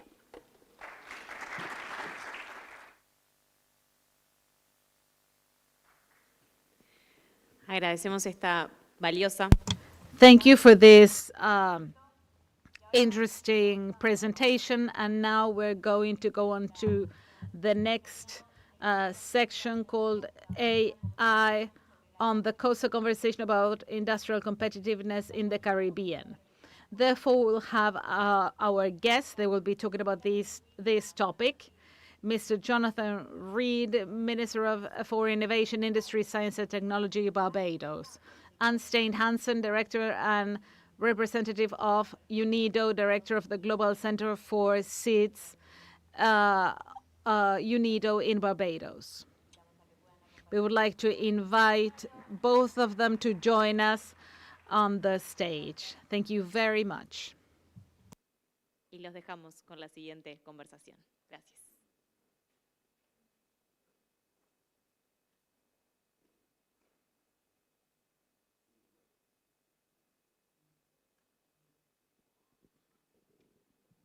So can I address the audience that we're in between everybody watching a football game?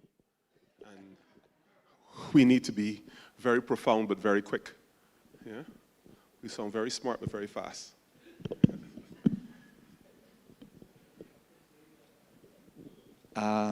You heard the minister.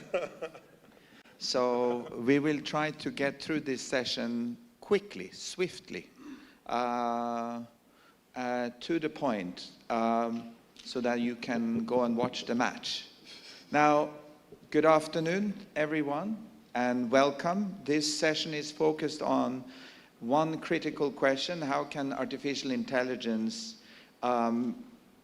and digital tools help Latin American and the Caribbean industries leapfrog into a future-ready era of sustainable manufacturing and competitiveness? This agenda this afternoon will cover the launch of the Artificial Intelligence for Manufacturing Global LAC chapter. Farouk has already addressed it. Then discuss industrial competitiveness in the Caribbean and provide a presentation on the EU, Latin American and Caribbean digital agenda, and close with a roundtable discussion on how AI can assist firms. So let's begin.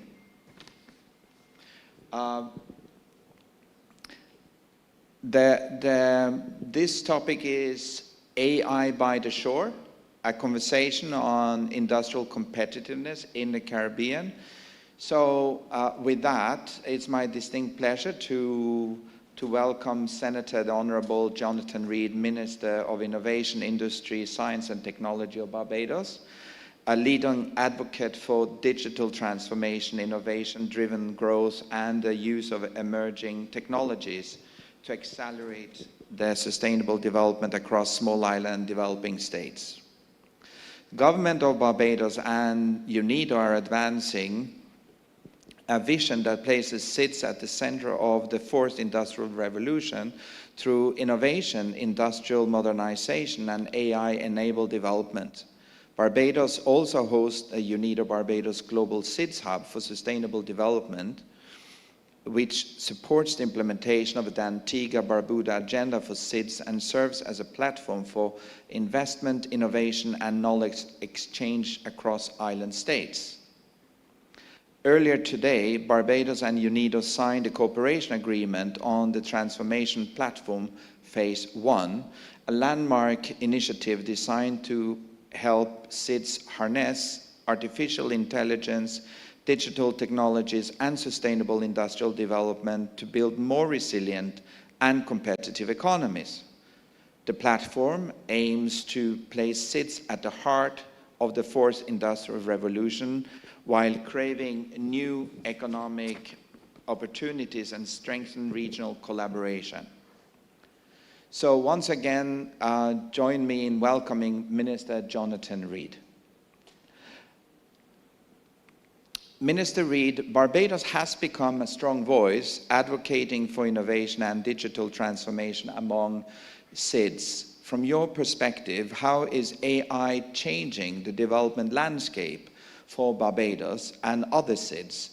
And why is this moment so important? Thank you. Thank you, and thank you to UNIDO for inviting me, and I'm looking forward to what we're going to be doing together. We go to a lot of these events where there's a lot of pessimism and negativity around AI, and I think there should be clear areas of caution that should happen. There's no doubt about that. I am definitely in the 1 percentile of AI optimists. I really do believe it is the single most incredible technology that humans have created for its ability to advance really across the spectrum, almost every industry and every endeavor at once. I don't think we've created anything that does that, right? So if you think about flight or the wheel or the microwave, all these things are very kind of pillar-led. And now we've created a technology that goes across every single thing that you could imagine. And I think that itself is unique and incredibly powerful. And the rate of its advancement means that we're figuring out the regulations while we're flying the ship, while we're building the ship and designing the ship at the same time. So we've never moved something that's so fast for something that is so powerful ever before. And that is exhilarating for people like me, but scary for people who are driven by regulation, and I get it. For small island states, which is where my perspective will come from, is, listen, we are a region where the most advanced tools of industrial development have never been available at the same time in maturity as in the large spaces. So if you think of electricity, the steam engine, large-scale factories, steel, you name it, any advanced technology took a very long period of time before it reached us into the islands and reached us into former colonies. And we have this weird moment where the most advanced tool of our time is available to a kid in a small village in a Caribbean island. The same tool time is available to a stockbroker in Singapore or Abu Dhabi or New York, right? So you have the exact same tool that the most advanced and technologically advanced economies of the world have at the exact same time. But in the Caribbean, we have a unique advantage on those places, is that you have a perspective that has never been documented by large language models. You have a way of thinking and approach and an outlook that hasn't been fully recognized or documented. So you have a unique advantage of using creative thought and a creative way of solving problems using a base tool in a way that the world has never connected with. So if we had a sense of, one, advanced knowledge of how to use the tool, two, compute infrastructure to put our ideas on top of the tool, and then thirdly, cultural confidence to apply our specific way of looking at things, our specific unique skill set of solving problems in our small island / Caribbean / Latin American perspective using that advanced tool, we will offer the world new value that the world has never seen before. And that's my hope for it. So within my ministry, we have gone all in on thinking about not just AI, but really agentic AI as a way of optimizing the workflow, whether it's finance or our logistics or procurement. I have teams deploying all types of things all day long and almost creating it as a test tube for which you can advance tools. The previous speaker was at pains to say that the application and use of the tool is not for the stripping away of human purpose and human dignity and human work. Because, I mean, tools are for human purpose, right? And I think of it the same way I think of a stove. A stove doesn't serve itself. Everything else serves the human endeavor. And so can we optimize things that the human is not as good as the machine or doesn't want to do or is not as safe for the purpose of ensuring that human endeavor is optimized and there's more enjoyment to have? And I fundamentally believe that. And part of the role that a government plays that is driven much more than just return on investment. Large-scale companies are driven by return on investment, so they're ultimately just driving how to create, what was the new thing in Silicon Valley, the one-person unicorn. So that's not small island states are designed by. We design by finding purpose in human life and a sense of enjoyment, a sense of well-being. So ultimately, the tools we use have to optimize for that. So I am truly excited by the opportunity this has presented to small states to significantly increase their development curve, to do things that the world has never seen before, and to add a new level of value. So while, of course, I have a regulatory capacity within the role, and we're going to have good regulations, we're also going to truly optimize the usage of the tool to advance our countries and then share with our neighbors in a rate that we've never been able to afford before. Thank you. Your passion is felt across the small island states everywhere. And the opportunities that stand before the door is open to everyone. And Barbados is taking a lead and is opening up for cooperation across the Caribbean and globally.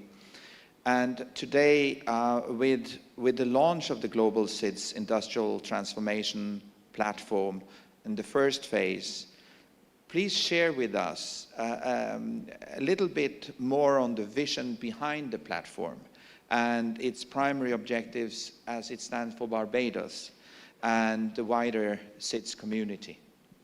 Yeah, I think every country has to have a certain of reckoning and honesty about who they are. And once you do that, you have a sense of clarity about your contribution and your particular path of development. I come from a place that is small by any measure, right? 300,000 people, 166 square miles. But that physical size doesn't inhibit your contribution to global thought process or the global advancement of humanity. So we've done a lot of work over the last 8 years around the idea of climate justice, climate finance, a more equitable global order. And despite being small, we have lots of thoughts and lots of opinions on that and a lot of contribution. And that is clear by the work we've done with things like the Bridgetown Initiative and others. Similarly, we think because we are at a stage where our economic viability is at risk as a result of things like the climate crisis, we need to be able to earn in a way that we haven't earned before. And using advanced tools such as AI to help us earn better and be much more resilient and prosperous is a core part of our developmental strategy. But 300,000 people is not a market, right? Quite frankly, the 20 million people of the Eastern English-speaking in our major Caribbean Sea region is not a market either. Ultimately, we need to extend to the world. So it would be foolhardy of us to think that any platform such as this that we do, we'll do it simply for ourselves. Fundamentally, we have to be part of a network effect that we make a contribution that's larger than ourselves and larger than our market can make. Our power ultimately comes through our ideas, building out our knowledge economy, and then being a highly dynamic regulator on things that we have a particular strength on. We think we can be a space where we use the power of our pen to be an extraordinary sandbox for advanced technologies. We've invested very heavily over the last 60 years in our university system. We have a capacity to create thinkers and regulators who understand advanced technologies at a scale and can then create good frameworks for regulation where global entities can leverage Barbados and the Caribbean in general as a sandbox on their way to becoming large-scale, highly impactful companies. We believe in that very, very deeply. We believe in if there's a technology that solves a specific problem that exists in our small space, we can optimize that technology, make it market-ready on its way of scaling out to other places. And there's certain things that will suit Barbados' specific problems that are different that might suit Guyana's problems or Jamaica's problems. And so if we can collaborate on those things and then have market-specific technologies on the broader framework of good regulation sandboxing on its way to reaching larger markets, there's a series of winning to be happened for every single segment, whether it's academia with the IP, whether it's the governments with problem public solving, whether it's the businesses with capital market access, there's a way to have everybody winning through this pipeline. So we are seeing ourselves as a strategic hub around smart regulation, a strategic hub about collaboration with the Caribbean, yes, but also with small nations wherever they exist across the world. And that's fundamentally what the framework is around. How can we fast track good innovation to get into market spaces, utilizing the advantages of a small place. Thank you. Building on what you just said, looking beyond Barbados, what are the expected benefits of the global CITES community? What do you expect this to contribute to as you develop this locally? You will also work on this regionally, and you will also hope that this will go globally. So if you could just share some words with us on your thoughts. Yeah, and I think I touched on a little bit more, but I'll drill in a little bit further. I think there's a combination of, look, I think the world is at a period of time where it needs some optimism and it needs some great ideas in a thing that, you know, we don't get excited by, you know, dancing cats from AI, right? You want to see real, truly needle-moving technologies that the world has been waiting to have a new level of value that you haven't seen before. Someone has to be brave enough to raise their hand to deploy that technology first, to regulate it, to establish the standards around it so that it's packaged and ready for markets beyond just the local market, and then go to the world. Someone needs to be the middle ground where capital is de-risked to understand how a market might adopt that new technology or that new way of being, and before it could deploy in the world. And I think, again, that's the advantage of a small space, that the level of bureaucracy around deployment of new technologies is not as arduous as a large place. If you imagine somewhere like United States of America, where you have a city level and a state level and a federal level, you have so many different levels and layers to go through. Small places is, in many instances, a table of 5 people making a strong decision on the basis of data and then allowing you to scale up through full market deployment. And so ultimately, that's what we really want to do. We want to be a place where, with good, strong governance, good, strong sense of well-managed risk management, that we can be a place where that reputation that we've built as being an innovator for good can extend beyond just climate policy, can actually go into areas of technology and advanced sciences, and then obviously growth of industrial businesses at scale. But utilizing our market space as the initial test ground, sandbox, and then ultimately going through the region and into the world. I mean, that's really the vision and excitement behind it. Thank you so much, Minister Reid. Thank you for contributing to our conference here today, and we will definitely work very closely together on the follow-up on this platform. But we also, you know, wish to bring all the small island states with us on this journey. So once again, thank you. Enough time to make the second half. Enough time for second half. Thank you.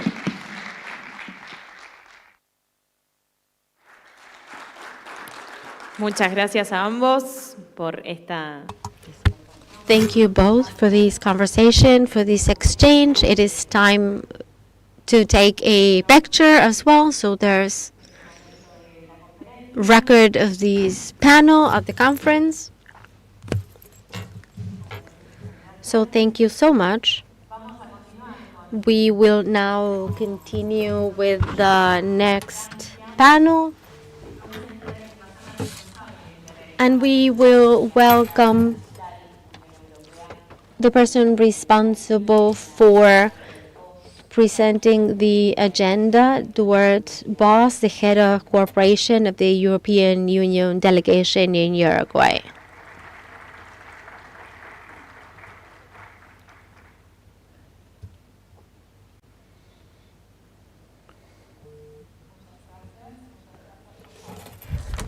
Thank you for your attention. Argentina, UK, still 0-0, if you are following. So I will be quite quick for everyone to be able to enjoy the second half of the game.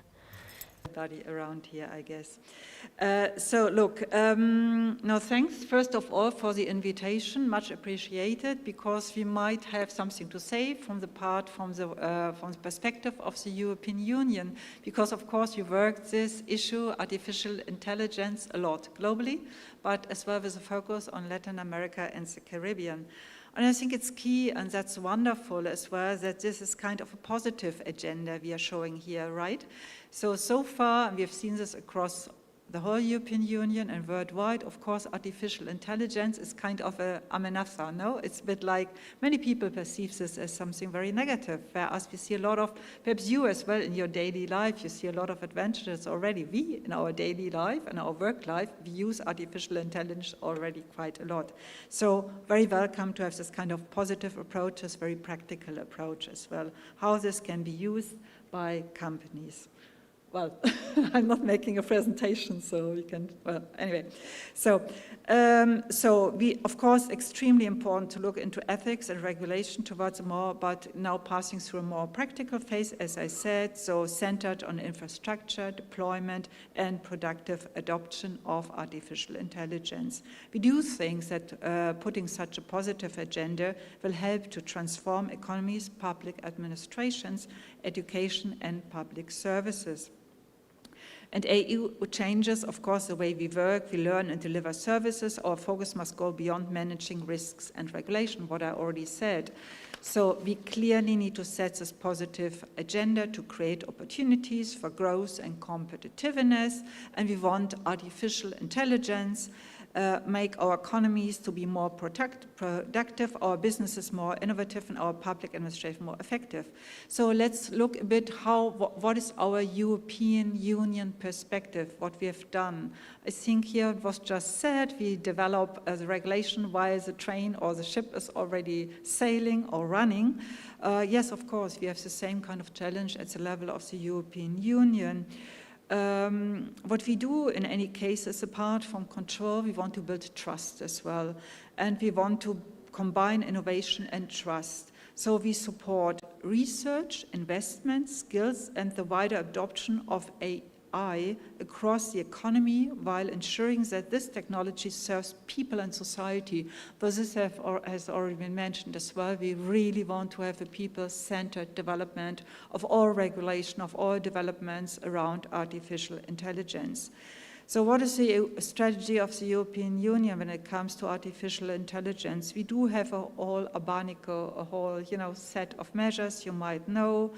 Basically, we build on 3 pillars of what we do in terms of artificial intelligence regulations. First one is the excellence in research, innovation, and skills. The second one is trust through clear rules and safeguards. And third, it's the international engagement with global partners. So we have a one-stop, so to say, website where you see all instruments. We do have all regulations, of course. I don't want to name all of them, but of course we have the Artificial Intelligence Act, the Action Plan, the Innovation Package, and so on. We really have a very, very, very solid instrumentarium there, I do think, but it's relatively recent as well. You know, when I started to work on the subject, of course, I find it astonishing, but of course it is what it is. You know, we are on the same track there.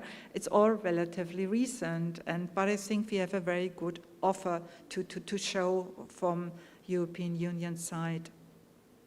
So with a stronger focus on the region, so Latin America and the Caribbean, what do? We did launch in 2023 at the EU CELAC summit.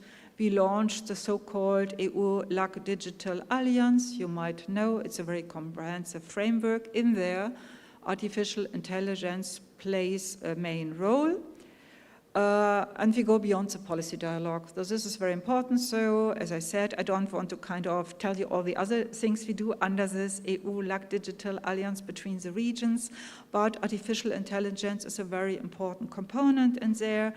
We work in a so-called Team Europe approach from our side. So this chapter on artificial intelligence from the side of the European Union is led by Spain and Slovenia.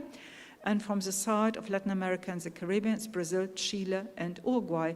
And just to give you concrete results, yeah, because that's always very important. We don't want to get stuck in the narrative, because it's time now as well for the EU Digital Alliance to pass, and we have done this for quite some time, from dialogue into action. So what did we do in the region in terms of artificial intelligence? So we did, for example, 3 bi-regional AI policy dialogues, several capacity building activities on AI and data, on transparency, sandboxes, mentioned before here, AE factories, study visits to AI-related institutions, support to the Latin American Index for AI, the ILIA, and dissemination of the OECD artificial intelligence policy toolkits for emerging economies. Just to give you a couple of examples, what we are doing within this field of work. Additionally, and that's important to mention as well, a couple of Latin American countries and the Caribbean countries are part of the supercomputing network, which is as well instrumental for artificial intelligence. It is a flagship initiative which is financed by the European Union and Spain to advance sharing for computing capacity, developments of so-called large language models, LLM, in Spanish and Portuguese, and development of to use cases for the use of AE in health and climate, amongst others.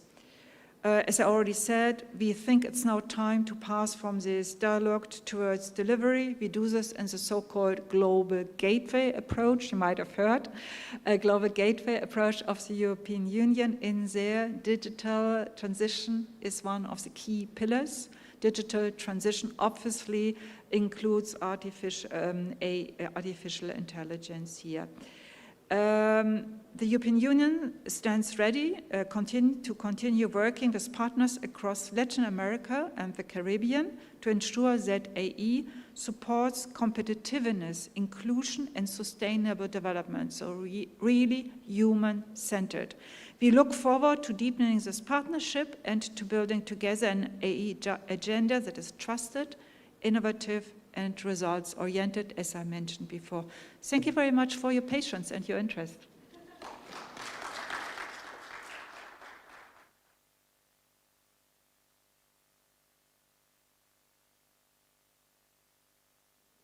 Muchas gracias por esta exposición y ahora sí es momento de dar paso. Thank you very much. We will now go to the last session of today's event. We will have the round table and we will welcome Lincoln Blake Jr., Director of the Investment Policy and Compliance Unit, Office of the Prime Minister and Investment of Belize, Mr. Edgar Oviedo Blanco, Executive President of the National Learning Institute of Costa Rica, and Ms. Gladys Burnett, Director of Business and Social Innovation, Senasid, Panama. And we also have Mr. Hansen on stage as he will be the moderator for the next panel.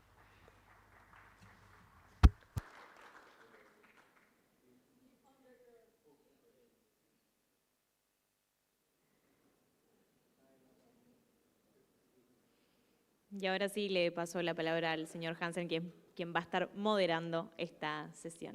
Gracias. Now I give the floor to Mr. Hansen, who will be moderating the session.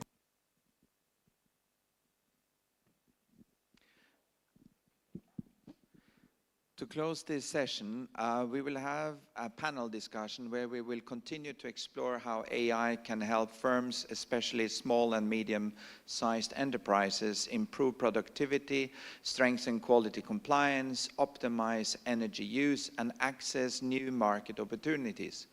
The discussion will also examine how we can build the local innovation capacity and data sovereignty necessary for a truly sustainable digital transformation.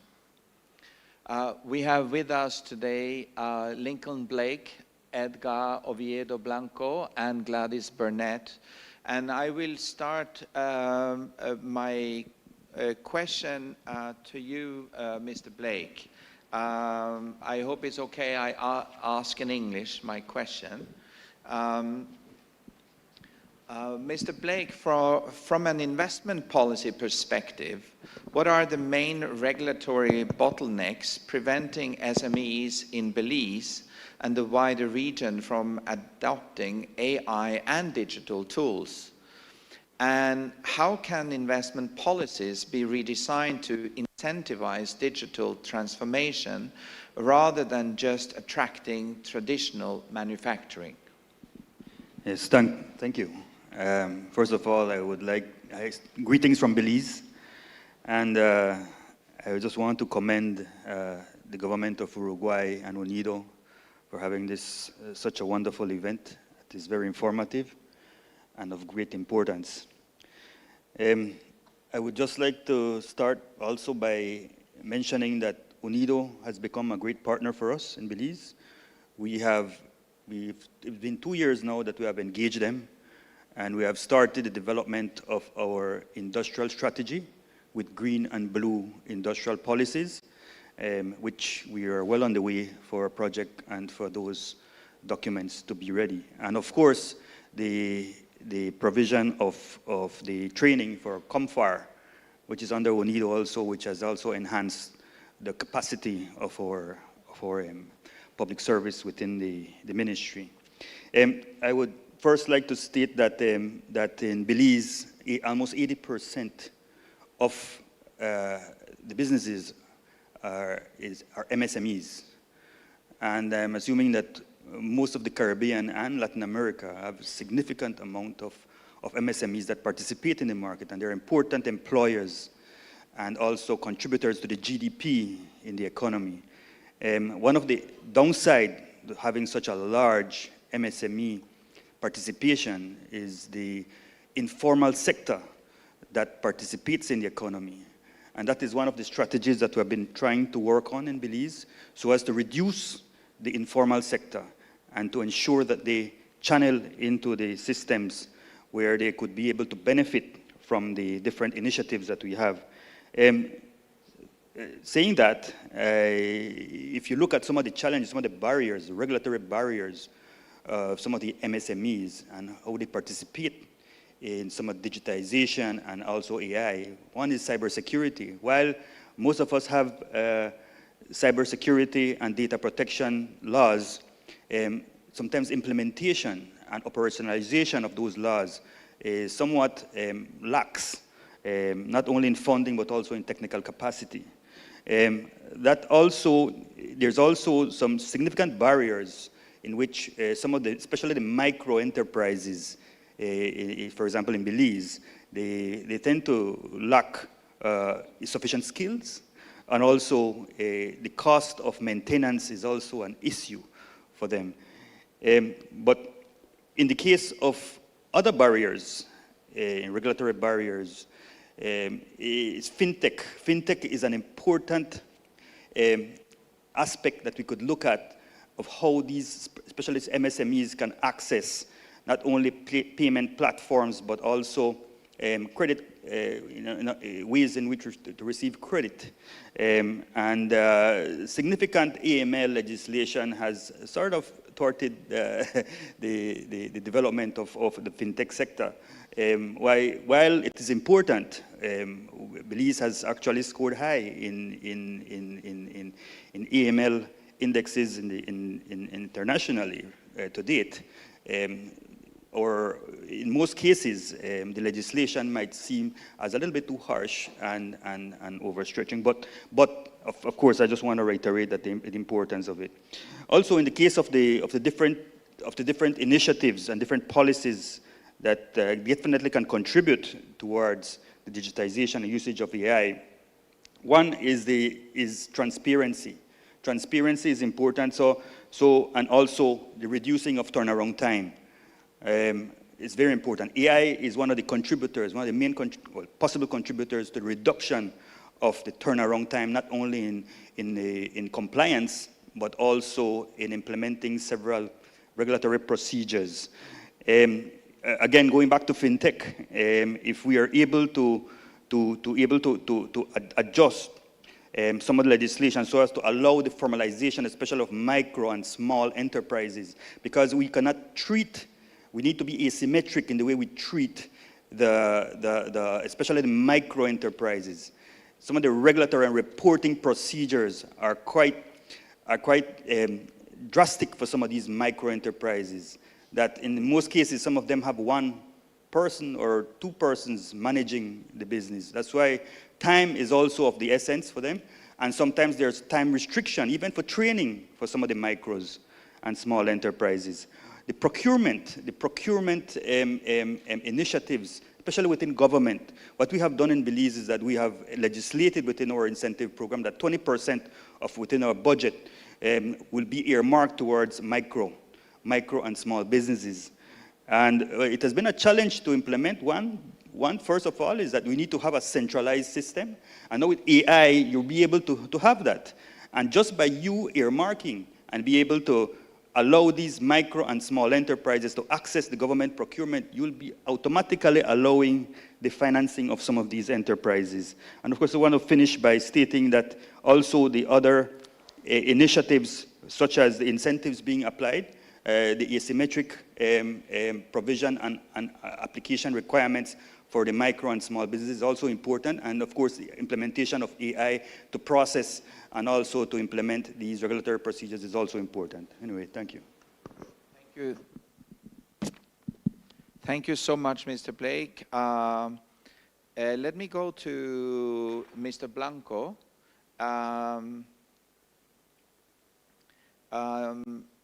Mr. Blanco, Costa Rica is a regional leader in high-tech services.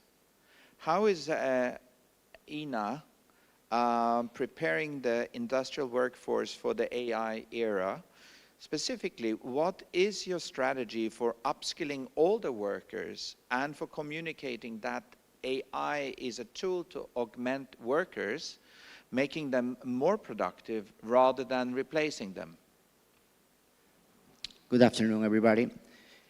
In INA, we understand that platforms based on artificial intelligence are solutions that are transforming not only the industry, but also the way in which we should manage all the learning processes.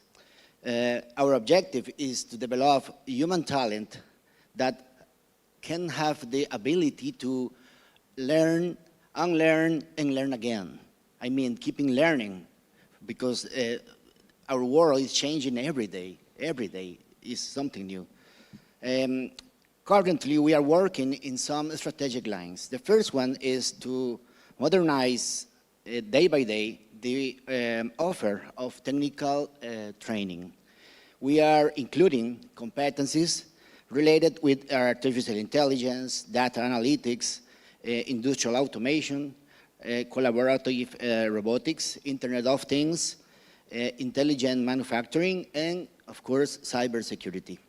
Those subjects are being included in our programs because everybody, no matter what is your profession, everybody needs to understand how to use it, how to manage those things. The second line is to keep updating the workforce. You don't have to stop working to learn new things. I mean, you must have the possibility to learn and update your knowledge while you are working. So we are working in programs about upskilling and reskilling because that's necessary for modernizing all the professions in our country.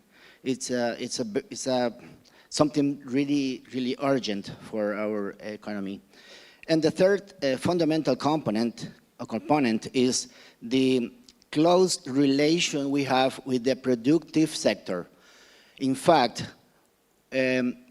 from 9 members of our board, 3 are of the Chamber of Industry of Costa Rica.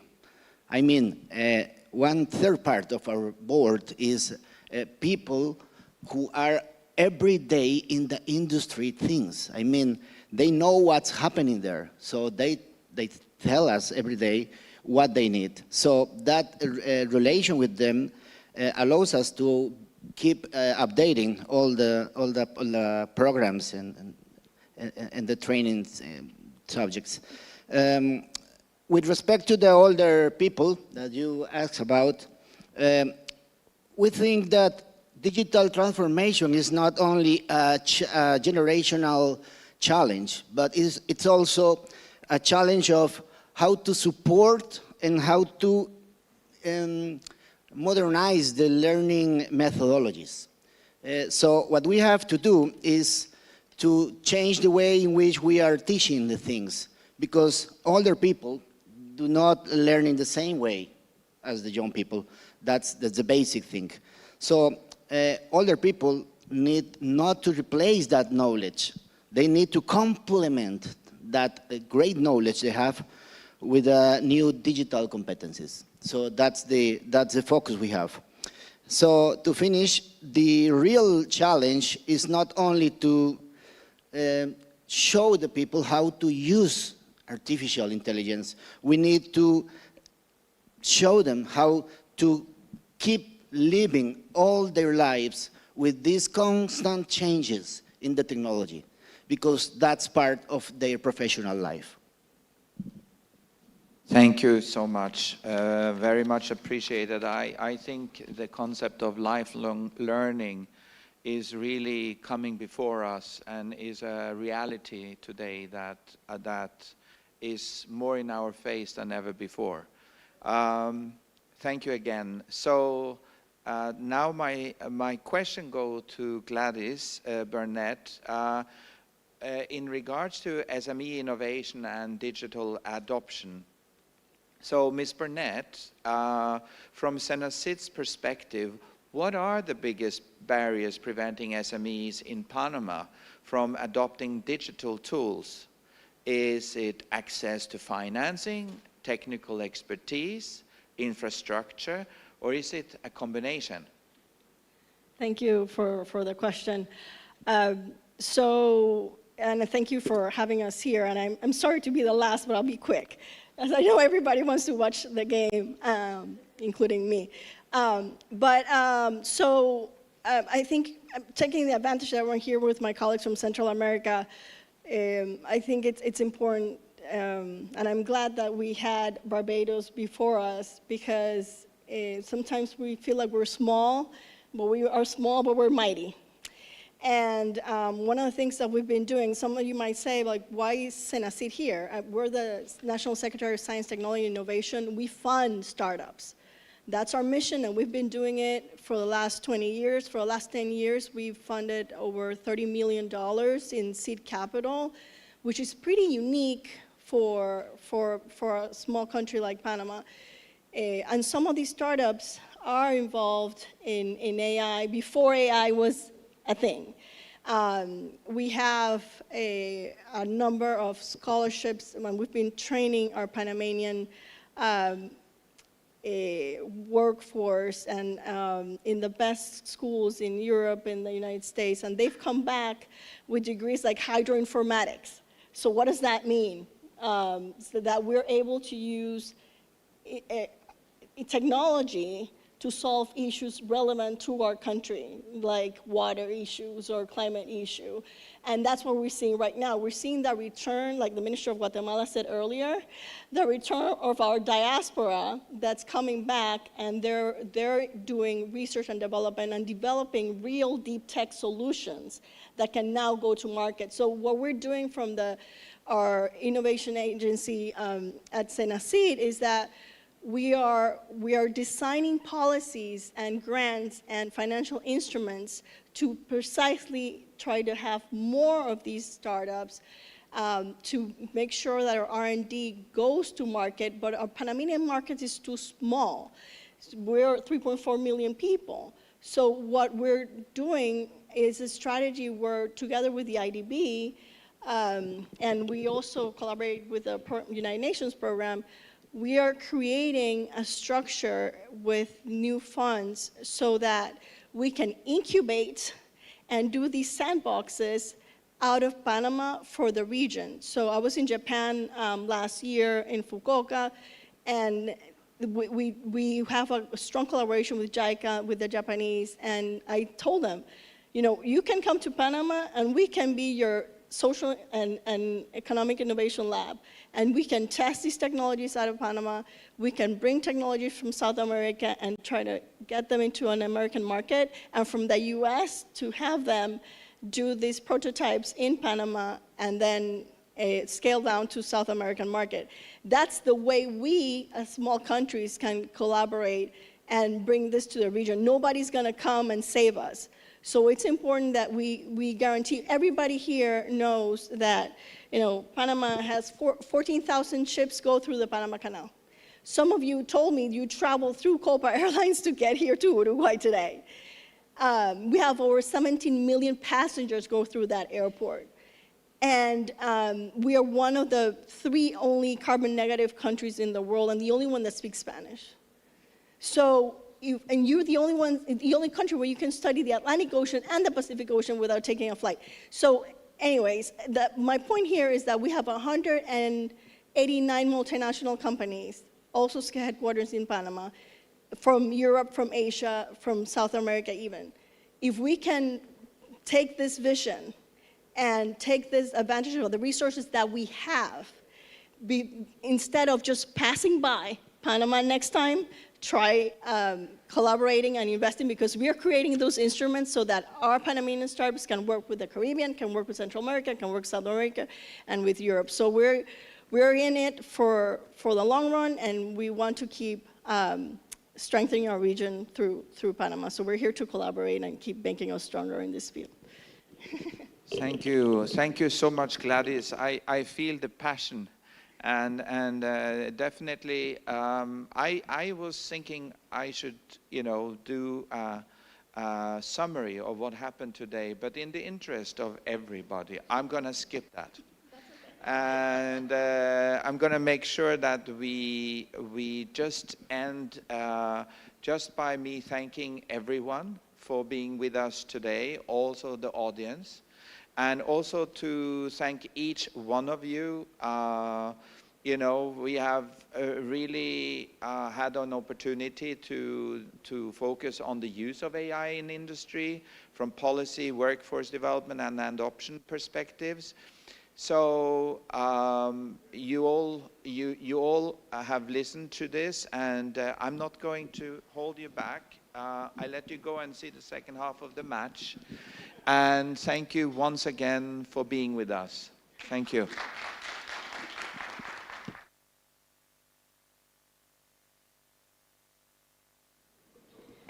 Muchas gracias, y como hemos hecho durante las distintas instancias, ahora es momento de una foto grupal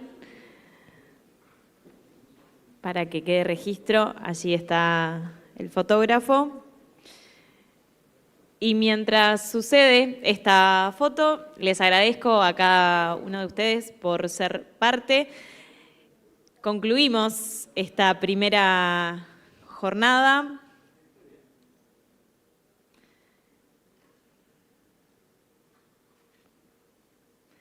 Ahora sí, pronta la foto. Bueno, como les decía, llegamos al final de la primera jornada de nuestra conferencia. Mañana vamos a continuar el diálogo abordando otros pilares esenciales de la transformación productiva, como la descarbonización industrial, las finanzas verdes, la economía circular y la innovación orientada a la resiliencia climática. Muchas gracias por acompañarnos. Les deseamos un excelente fin de jornada y nos encontramos mañana aquí mismo. Gracias.